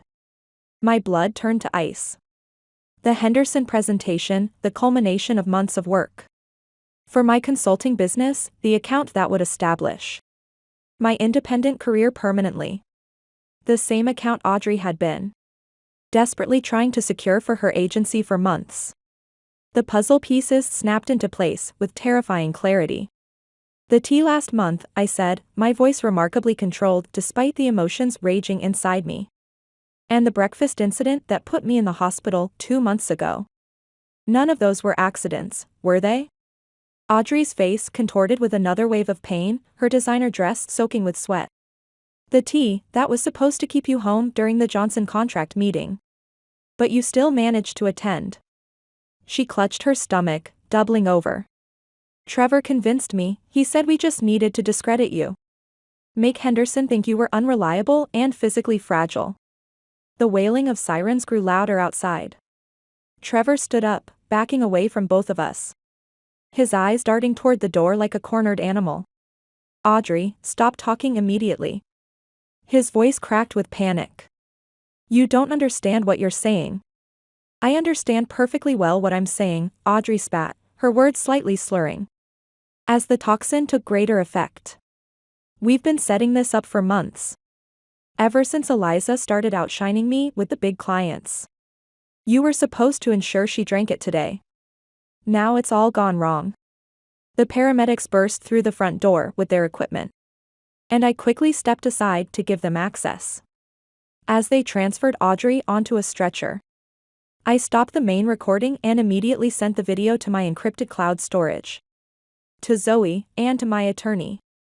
Trevor stood frozen in place, watching helplessly as their meticulously crafted scheme disintegrated before his eyes.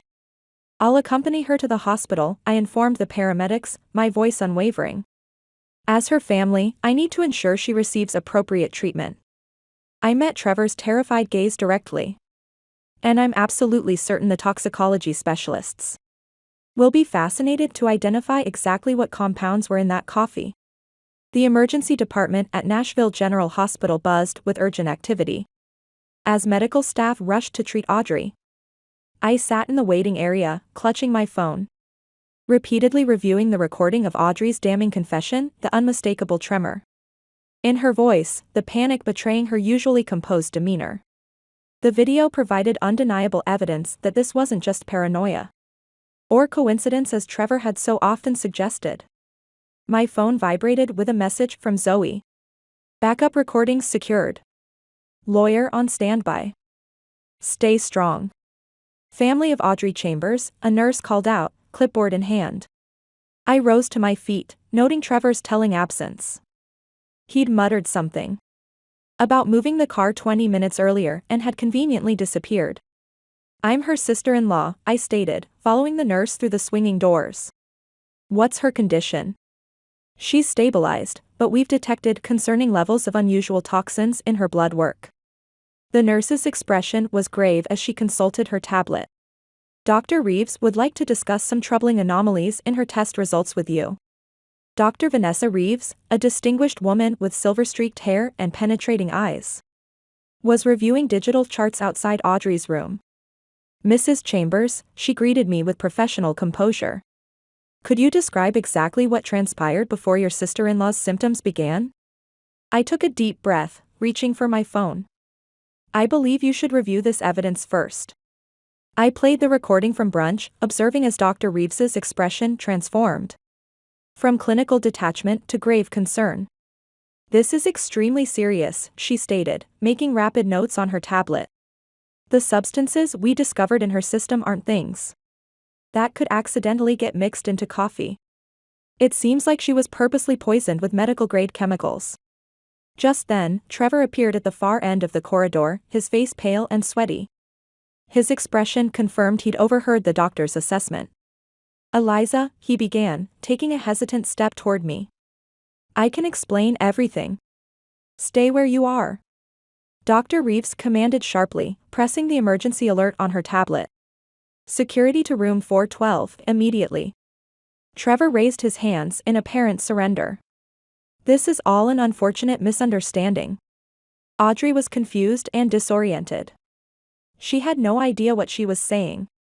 Is that so? I opened the encrypted folder on my phone, displaying the screenshot evidence I'd discovered. Then perhaps you can explain these messages between you and Audrey, discussing ensuring she's indisposed for the Henderson presentation and researching untraceable compounds with short-term debilitating effects. The color drained from his face completely. You accessed my private accounts? After discovering those unlabeled pharmaceutical vials hidden in your desk drawer? Absolutely, I did. My health and safety were clearly at risk. I turned to Dr. Reeves. Doctor, I've been hospitalized 3 times in the past 6 months, with unexplained symptoms following meals with them. I've documented everything in my medical tracking app. I'd like to know if the toxins match what you've found in Audrey's system today. The doctor's expression hardened. We'll need to run comprehensive comparative analyses. Security will ensure your husband remains available for questioning. 2 security officers materialized, positioning themselves on either side of Trevor. He looked cornered, his carefully maintained facade crumbling visibly. Audrey and I, he stammered, desperation evident in his voice. We were genuinely trying to help you slow down. You've been working yourself to exhaustion, taking on too many high-profile clients. Audrey suggested if we could just make you take some mandatory rest time. By systematically poisoning me? My voice remained steady despite the rage coursing through me. How long have you been poisoning my food? Did you also do something to my meal? At the Christmas charity gala? You know, the one where I ended up collapsing while presenting? Trevor's telling silence provided the confirmation I needed. Through the window of Audrey's room, I could see her connected to multiple monitoring devices. Her earlier arrogance had evaporated, replaced by the unmistakable fear of someone facing the consequences of their actions. Detective Blackwell is on her way, Dr. Reeves informed me quietly. She specializes in domestic crimes and will need detailed statements from everyone involved. I nodded, experiencing an unexpected sense of calm clarity. The truth was finally emerging. And there would be no returning to the elaborate deception that had been my marriage. Detective Blackwell arrived within 45 minutes. Her commanding presence immediately filling the sterile hospital corridor. With 15 years specializing in domestic crimes, she carried herself with the quiet authority of someone who had seen humanity at its worst. She listened with intense focus as I played my recordings from brunch and displayed the screenshots of their digital conversations.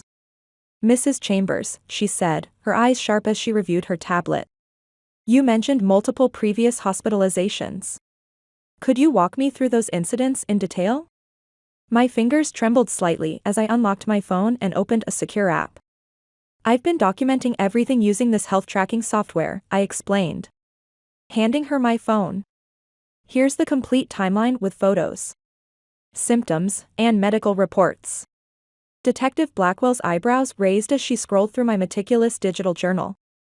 The first serious incident was in February after dinner at Audrey's house, I continued, my voice steadier than I expected. I experienced severe stomach cramping, dizziness, and temporary vision impairment. The second was in April, the tea incident, which left me with heart palpitations and respiratory distress. Then in June, after breakfast with them, I was hospitalized with symptoms that mimicked a seizure. I drew a deep breath. Each time, the symptoms were similar yet distinct enough that doctors couldn't identify a pattern or common cause. The detective's eyes narrowed as she examined my detailed logs with timestamps, photos of meals, and medical discharge papers. This level of documentation is extraordinary. How long have you been maintaining these records? I hesitated before reaching into my handbag for a second phone. After the second incident, my colleague Zoe suggested I start keeping evidence. This is my backup device with a different number. I've been using it to record conversations whenever I'm around them. My fingers swiped through various files. I have several recordings where Audrey and Trevor discuss their plans, though they're careful to use coded language. I played one of the recordings, and Audrey's voice filled the room with chilling clarity. The Henderson account represents millions in potential revenue, Trevor. We absolutely cannot let her destroy everything we've worked toward. Just follow through with our strategy, keeping her out for a few days should be enough. Trevor's response sent ice through my veins. I've sourced something more effective this time.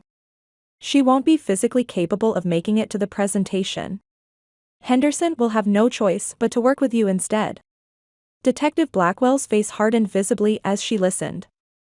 Through the window of Audrey's room, I could see my sister-in-law was now conscious, looking noticeably less composed than during our brunch. Dr. Reeves is conducting comprehensive toxicology screenings, the detective informed me, making notes on her tablet. She's already identified several medical-grade chemicals that wouldn't naturally occur in food or beverages. We'll need to collect samples from your residence as well for comparison. A commotion erupted down the corridor.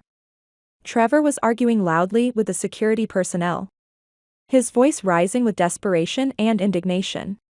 I demand to speak with my wife immediately, he shouted, his perfectly maintained professional demeanor crumbling. Eliza, please. This is all a terrible misunderstanding. We were trying to protect you from yourself. Detective Blackwell stepped between us, her hand instinctively moving toward her weapon. Mr. Chambers, you're only complicating your situation. We've got plenty of digital proof that indicates this was all set up in advance. All set up in advance? Trevor laughed, a hollow sound that echoed eerily through the hospital hallway. This is absolutely absurd. We were simply trying to help her slow down. She's been working herself into the ground, stealing all the major accounts. Audrey suggested if we could just force her to take some time away from work. By systematically poisoning her? Detective Blackwell's voice cut like steel. That's not protection, Mr. Chambers. Based on the evidence we're gathering, that's attempted homicide. The blood drained from Trevor's face, leaving him ashen. Homicide? No, that's completely, we never intended to. Then what exactly was your intention? I asked, my voice level despite the rage burning inside me. When you put those compounds in my coffee this morning, what specific outcome were you hoping to achieve? Trevor's telling silence filled the corridor. Through the window, I could see Audrey watching us, her expression shifting between fear and calculation. I could almost see her mind racing, trying to construct a narrative that would explain away months of methodical poisoning as some twisted form of concern. We'll need to confiscate both their phones and electronic devices. Detective Blackwell instructed the officers. I want security personnel stationed at both entrances to this room. No one enters or leaves until we receive the comprehensive toxicology results. Dr. Reeves entered Audrey's room, her tablet displaying complex chemical analyses. Her expression was grave as she reviewed the data. Detective Blackwell and I followed her inside, while Trevor remained in the hallway under guard. Audrey attempted to sit up straighter in her hospital bed, but her body still trembled involuntarily despite her efforts to appear composed. The toxicology report shows concerning levels of multiple chemicals, Dr. Reeves announced, her tone clinical and precise. Most alarming is the presence of a specific experimental medical chemical typically restricted to controlled research environments. This isn't something the general public should have any access to whatsoever. Audrey's perfectly made-up face paled dramatically. No way, that can't be true. Trevor guaranteed that it was just a chemical meant to trigger temporary, minor symptoms. Minor symptoms? Detective Blackwell interjected sharply, pulling up her digital notes. Like the numerous minor symptoms that repeatedly hospitalized your sister-in-law over the past 6 months? The door opened as another officer entered, carrying a sealed evidence bag. We discovered these in Mr. Chambers' office desk at his investment firm, she reported, presenting several small vials with pharmaceutical labels, alongside a digital tablet containing detailed notes on dosages, timing, and observed reactions. I felt physically ill as the true extent of their scheme became clear. You were documenting everything systematically, treating me like some kind of laboratory experiment? My voice cracked with the weight of this betrayal. You're completely misinterpreting everything, Audrey protested, though her voice betrayed her. We simply needed to track what was effective. The initial attempts didn't produce sufficient results, you stubbornly continued. Attending meetings despite being clearly unwell. So you progressively increased the dosages, Detective Blackwell concluded.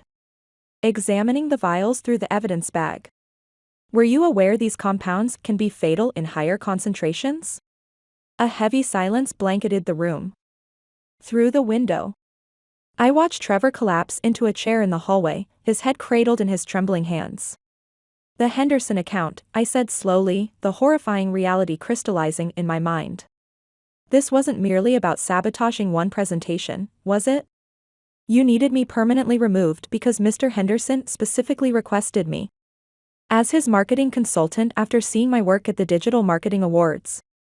Audrey's face contorted with a toxic mixture of rage and terror. You were destroying everything I've spent years building. I developed that client portfolio through years of networking and strategy. And then you appear with your innovative digital approach, and suddenly everyone wants to work exclusively with you. Trevor promised he could resolve the situation. By killing me? The accusation hung in the air between us, heavy and undeniable. We weren't trying to, Audrey began defensively. But Dr. Reeves interrupted with clinical precision. The concentration of chemicals in the coffee you consumed today, the doctor stated, looking directly at Audrey, was significantly higher than what we've detected in samples from Mrs. Chambers' previous hospital admissions.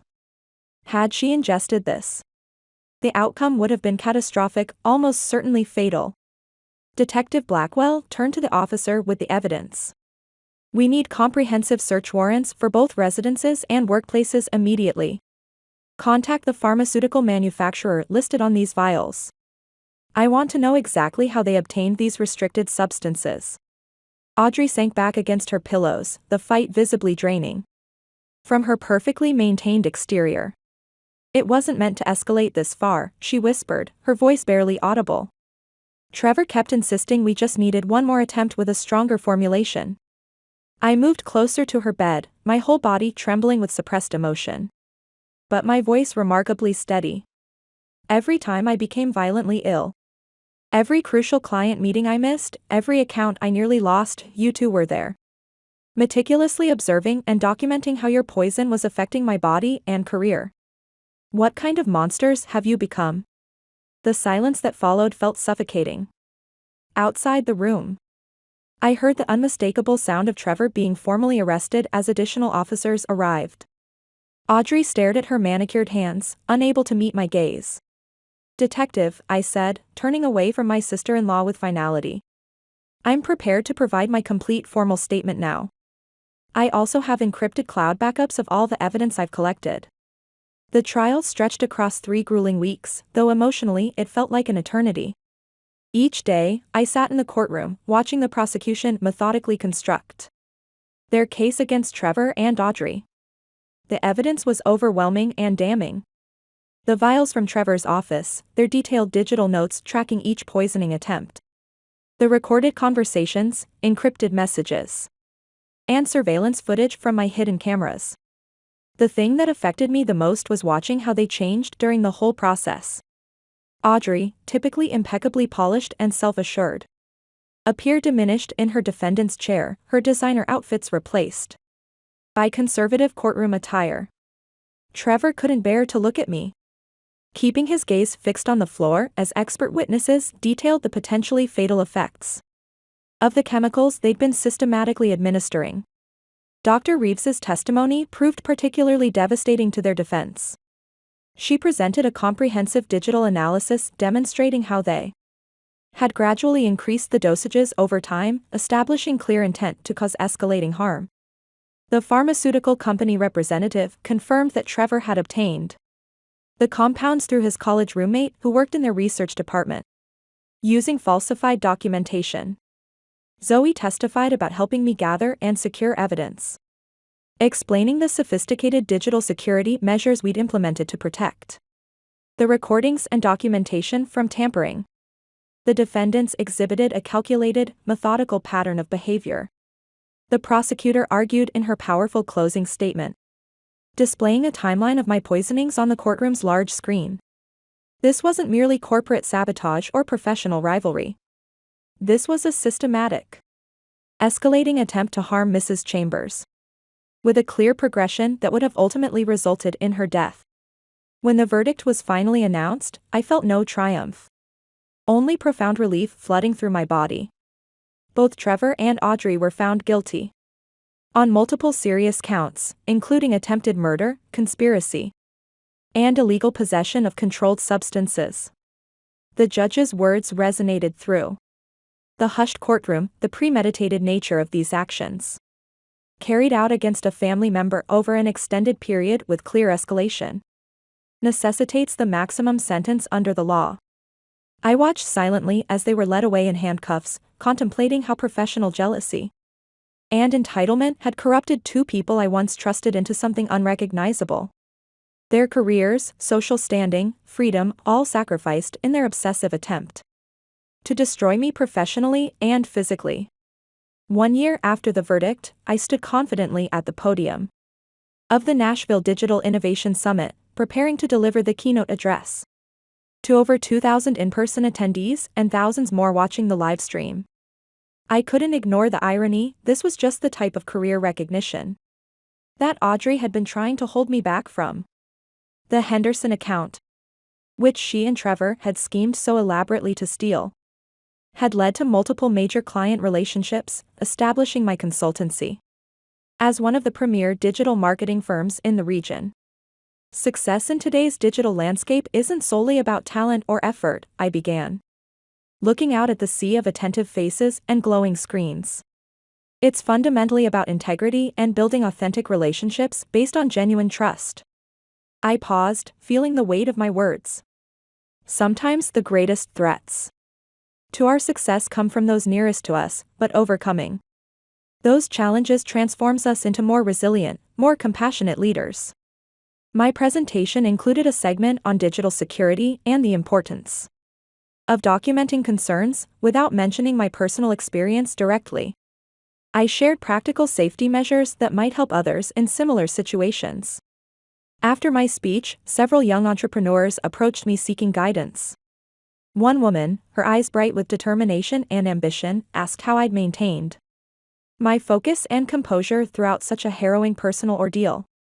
I concentrated on what remained within my control, I told her, feeling the strength in my own words. I gathered evidence methodically, trusted my instincts when they warned me something was wrong, and refused to allow fear to derail me from pursuing my professional passion and purpose. Later that evening, I received a video call from Mr. Henderson himself, confirming his company was extending their contract for another 3 years and expanding our scope of work. I smiled, thinking about how dramatically different my life might have been if I hadn't trusted my instincts and taken precautions that fateful day at brunch. The local news site had published an article that morning about Trevor and Audrey beginning their prison sentences after their appeals were denied. I didn't read it. Instead, I focused on finalizing my proposal for an exciting new client project and planning the launch of my digital safety foundation, knowing the most powerful form of vindication wasn't retribution, but building something meaningful from the ashes of betrayal.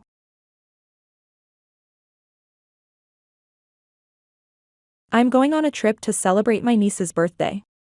That day was a special one we had promised our daughter for a long time. The promise was that our family would celebrate her birthday together. But once he was done with work, my husband didn't head back home. He went to check on his niece, who lives with his parents. Apparently, it was also his way of being respectful to them. Why today? You haven't forgotten how important this day is, have you? Today? Is something happening? It's our daughter's birthday party. Oh, right. That was today too, huh? I don't really care about that. I mean, it's just our daughter. At that moment, all the frustration I had held back exploded. If that was his attitude, then I had my own plans too. While he was away on a trip with Nicole, I made preparations to cut ties with him. 13 days later, my in-laws called me over. When I walked in, I was stunned to see my husband and Nicole in such a terrible condition. I am a housewife in my late 30s with an 8-year-old daughter. Even after marrying my husband, a hairstylist, I continued working at the company I had been with before I got married. Thanks to a supportive workplace for working women, I was able to maintain my career through pregnancy, childbirth, and child rearing. Now, I hold a respectable position in the company. My husband, being a hairstylist, has the typical handsome look. Because of his appearance, he has been featured in the media multiple times. He has occasional magazine interviews with celebrities, and he's well known not just in our neighborhood but also to his customers who travel from far away just to have him cut their hair. Since our daughter was born, he has been featured as a super dad hairstylist. On the surface, he was praised as an ideal father who actively participated in childcare while managing his own salon. But in reality, he did nothing close to what was written in those articles. Despite the gap between his public and private image, our daughter admired him, believing he was cooler than the other dads in her class. Knowing he was better looking than most, he always tried to be the center of attention at school activities like parent-teacher meetings and sports events. For the past 10 years of our marriage, I truly believed we were happy, and that our happiness would last forever. As a working couple, we had an agreement to cherish anniversaries. Before our daughter was born, we prioritized personal time over work for birthdays and our wedding anniversary. After she was born, we added events like her birthday, Christmas, and Halloween, promising to cherish our time together as a family. This year, our daughter turned 9. 4 months, my husband and I had been preparing for her birthday. As a business owner, my husband was constantly busy managing his customers' bookings. His growing popularity led to a steady stream of new appointments, sometimes forcing him to turn customers away. Determined to accommodate as many as possible, he extended his business hours and even worked on his days off. As a result, the responsibility of preparing for our daughter's birthday gradually fell entirely on me. Still, as her birthday approached, I could see how much she was looking forward to it. So, I put extra effort into decorating the house. Even if my husband came home late, I didn't complain. I believed that, at least on our daughter's birthday, we could be together as a family.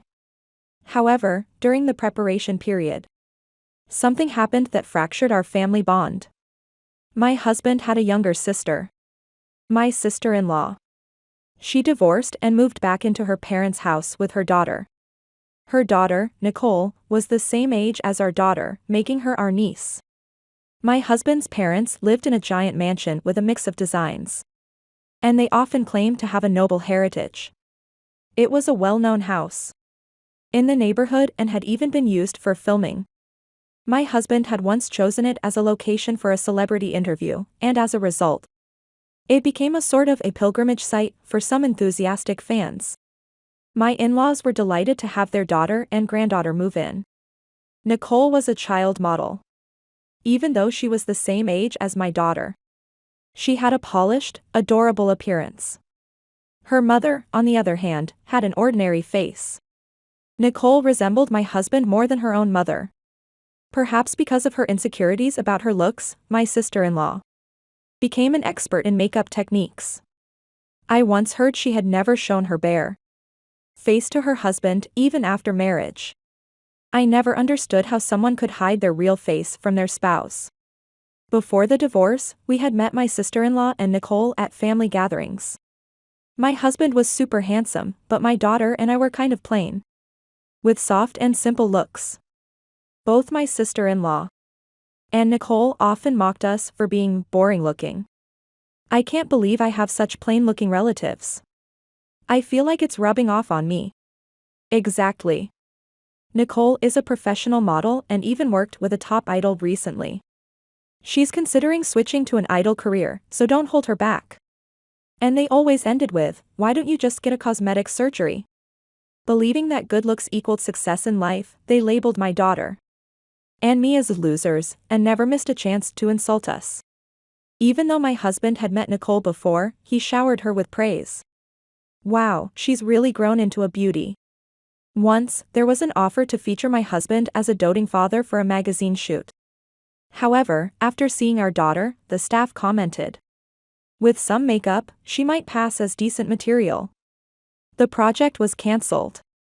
Recalling that incident, my husband muttered, "Maybe Nicole could play my daughter instead." That weekend, he had promised to take our daughter shopping for her birthday present. It wasn't supposed to be a surprise, he preferred taking her along to see what she actually wanted. But at the last minute, he cancelled, saying something urgent had come up. I took our daughter out instead. When we returned, my husband made a point of showing me pictures on his phone. He had been out having fun with Nicole.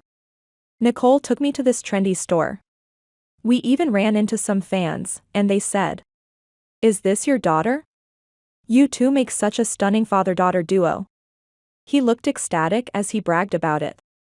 A few days later, Nicole visited my husband's salon. She was getting a haircut and styling from him.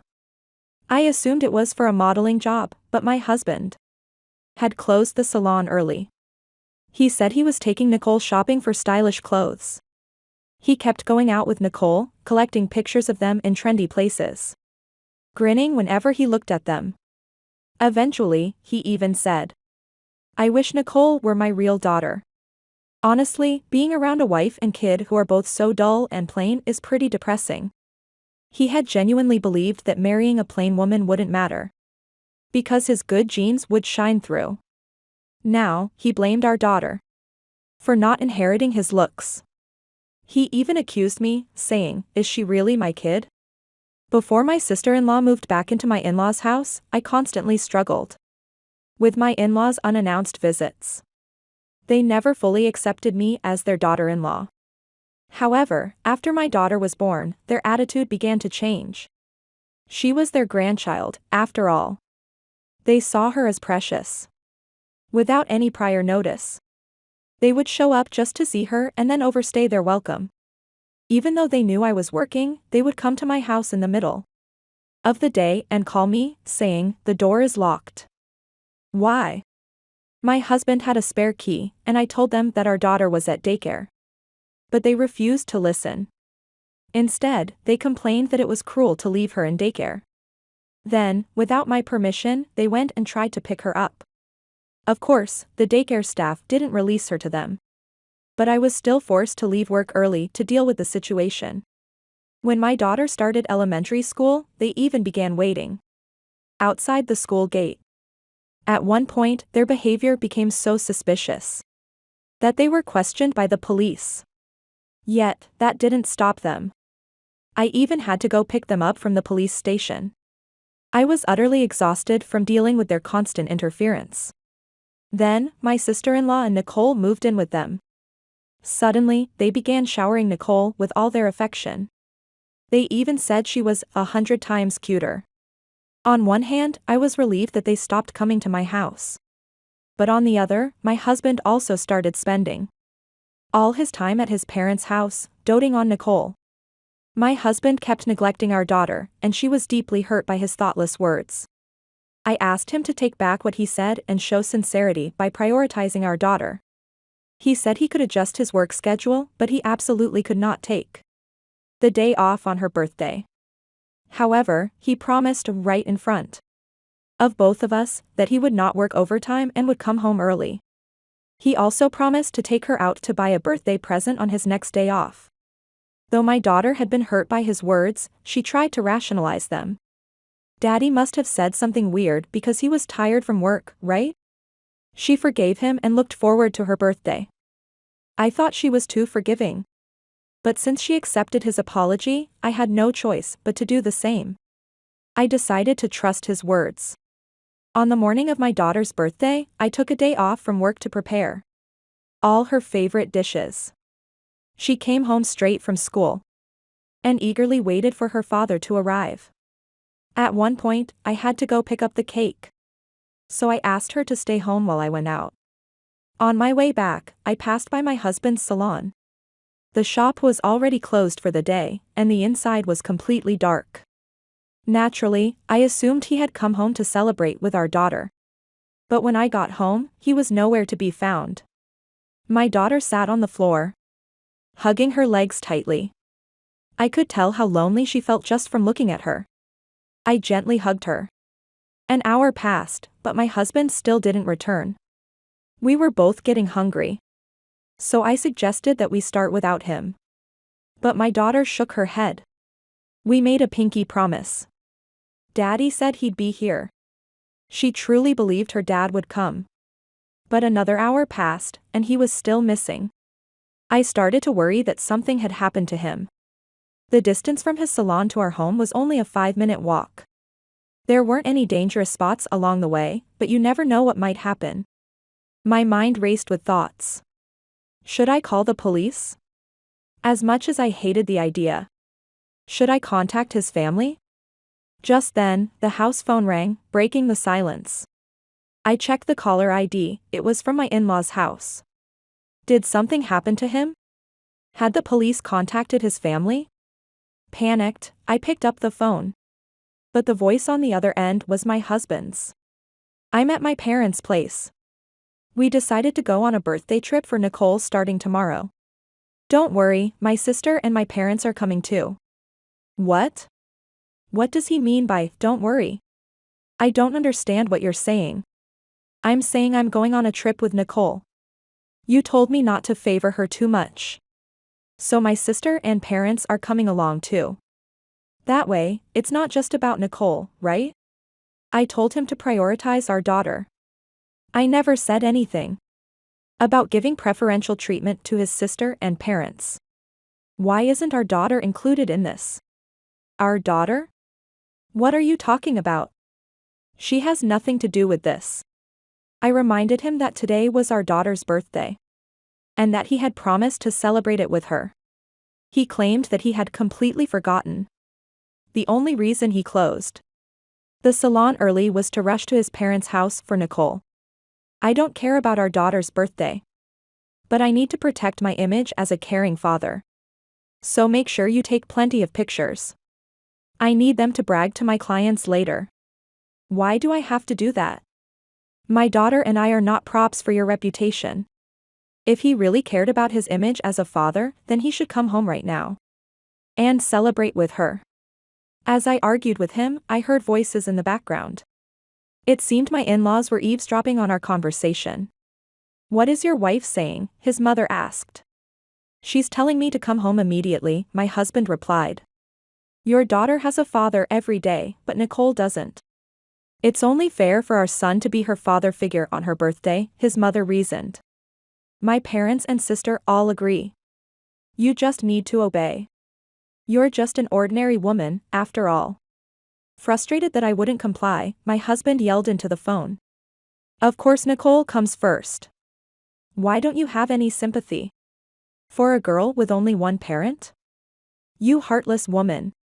His shouting was loud enough for my daughter to hear. She had been standing nearby. And suddenly burst into tears. Am I unwanted? Is Daddy not just my dad anymore? I needed to comfort her first. Without another word, I hung up the phone. Forget our daughter's birthday? I even reminded him this morning before he left for work. So he never intended to celebrate it in the first place.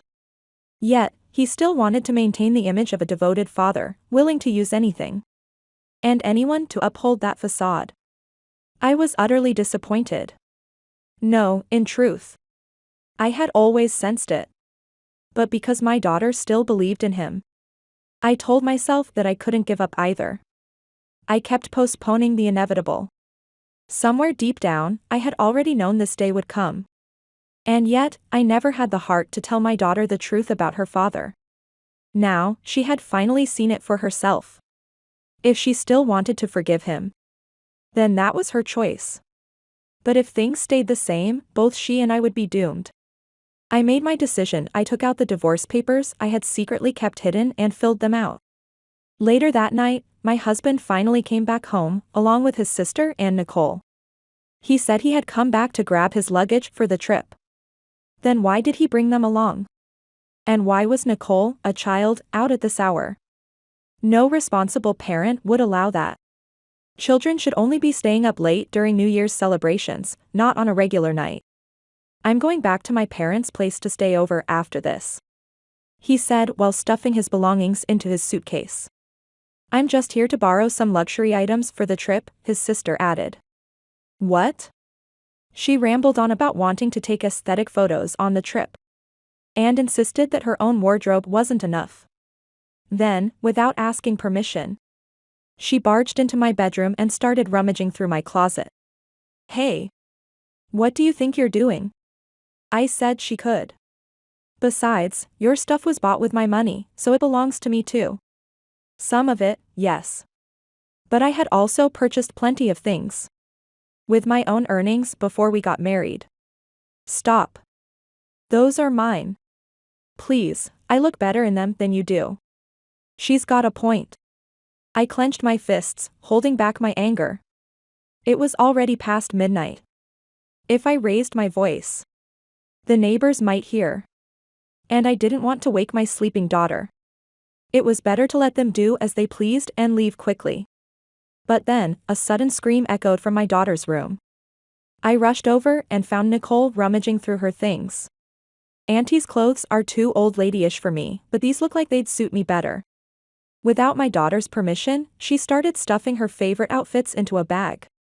Still half asleep, my daughter sat frozen in shock, struggling to comprehend what was happening. But as she watched her belongings being taken, her confusion turned to realization. She looked at me as if to say, "Why aren't you stopping this, Mom?"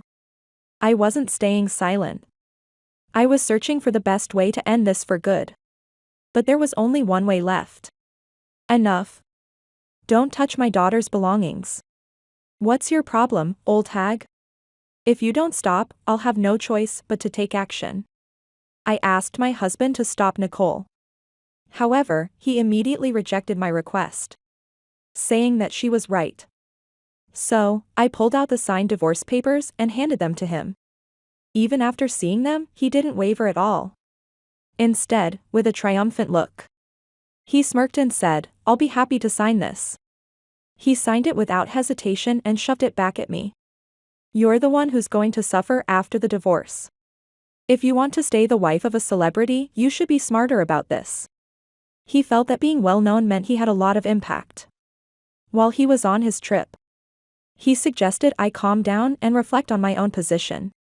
I had no intention of waiting for his return, nor would I change my mind no matter how calm I became.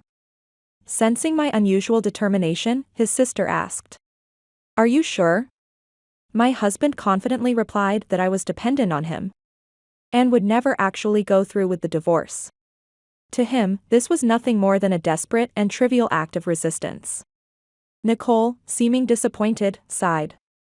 "I thought I'd get to see some real drama. That's it? How boring." She had lost interest in rummaging through my daughter's things. Satisfied with what she had stuffed into her bag, she left the room. My husband groaned, "This is the worst," and urged his sister to leave with him. Then, they all returned to his parents' house. After they left, the house looked like it had been ransacked by thieves. Clothes and other belongings were scattered everywhere. I took this as the perfect opportunity to explain to my daughter that I had been considering divorce for a long time. Surprisingly, she wasn't too shocked.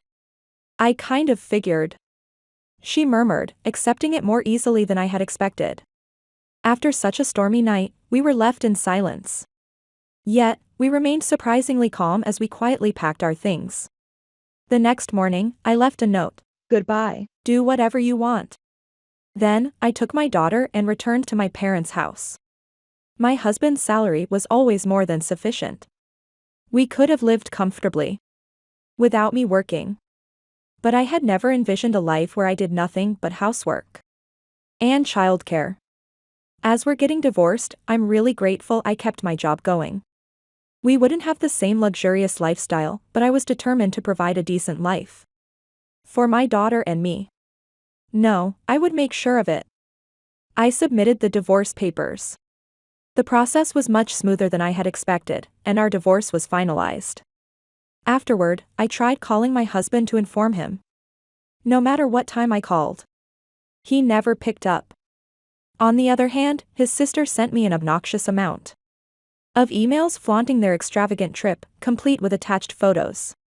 It was obvious, my husband was deliberately avoiding my calls. In the photos, I caught glimpses of him catering to Nicole, his sister, and his parents. He was showering Nicole with affection, hugging and lifting her up in the air. He had never shown that kind of love to our daughter. To reach him, I decided to call his sister instead and asked her to put him on the phone. But after just a few rings, the call was cut off. When I tried again, I realized she had blocked me. She wanted to show off their lavish vacation but had no interest in actually talking to me. Later, I discovered that my husband had also blocked my number. Fine. If that's how he wanted it, I would handle everything about the divorce on my own terms.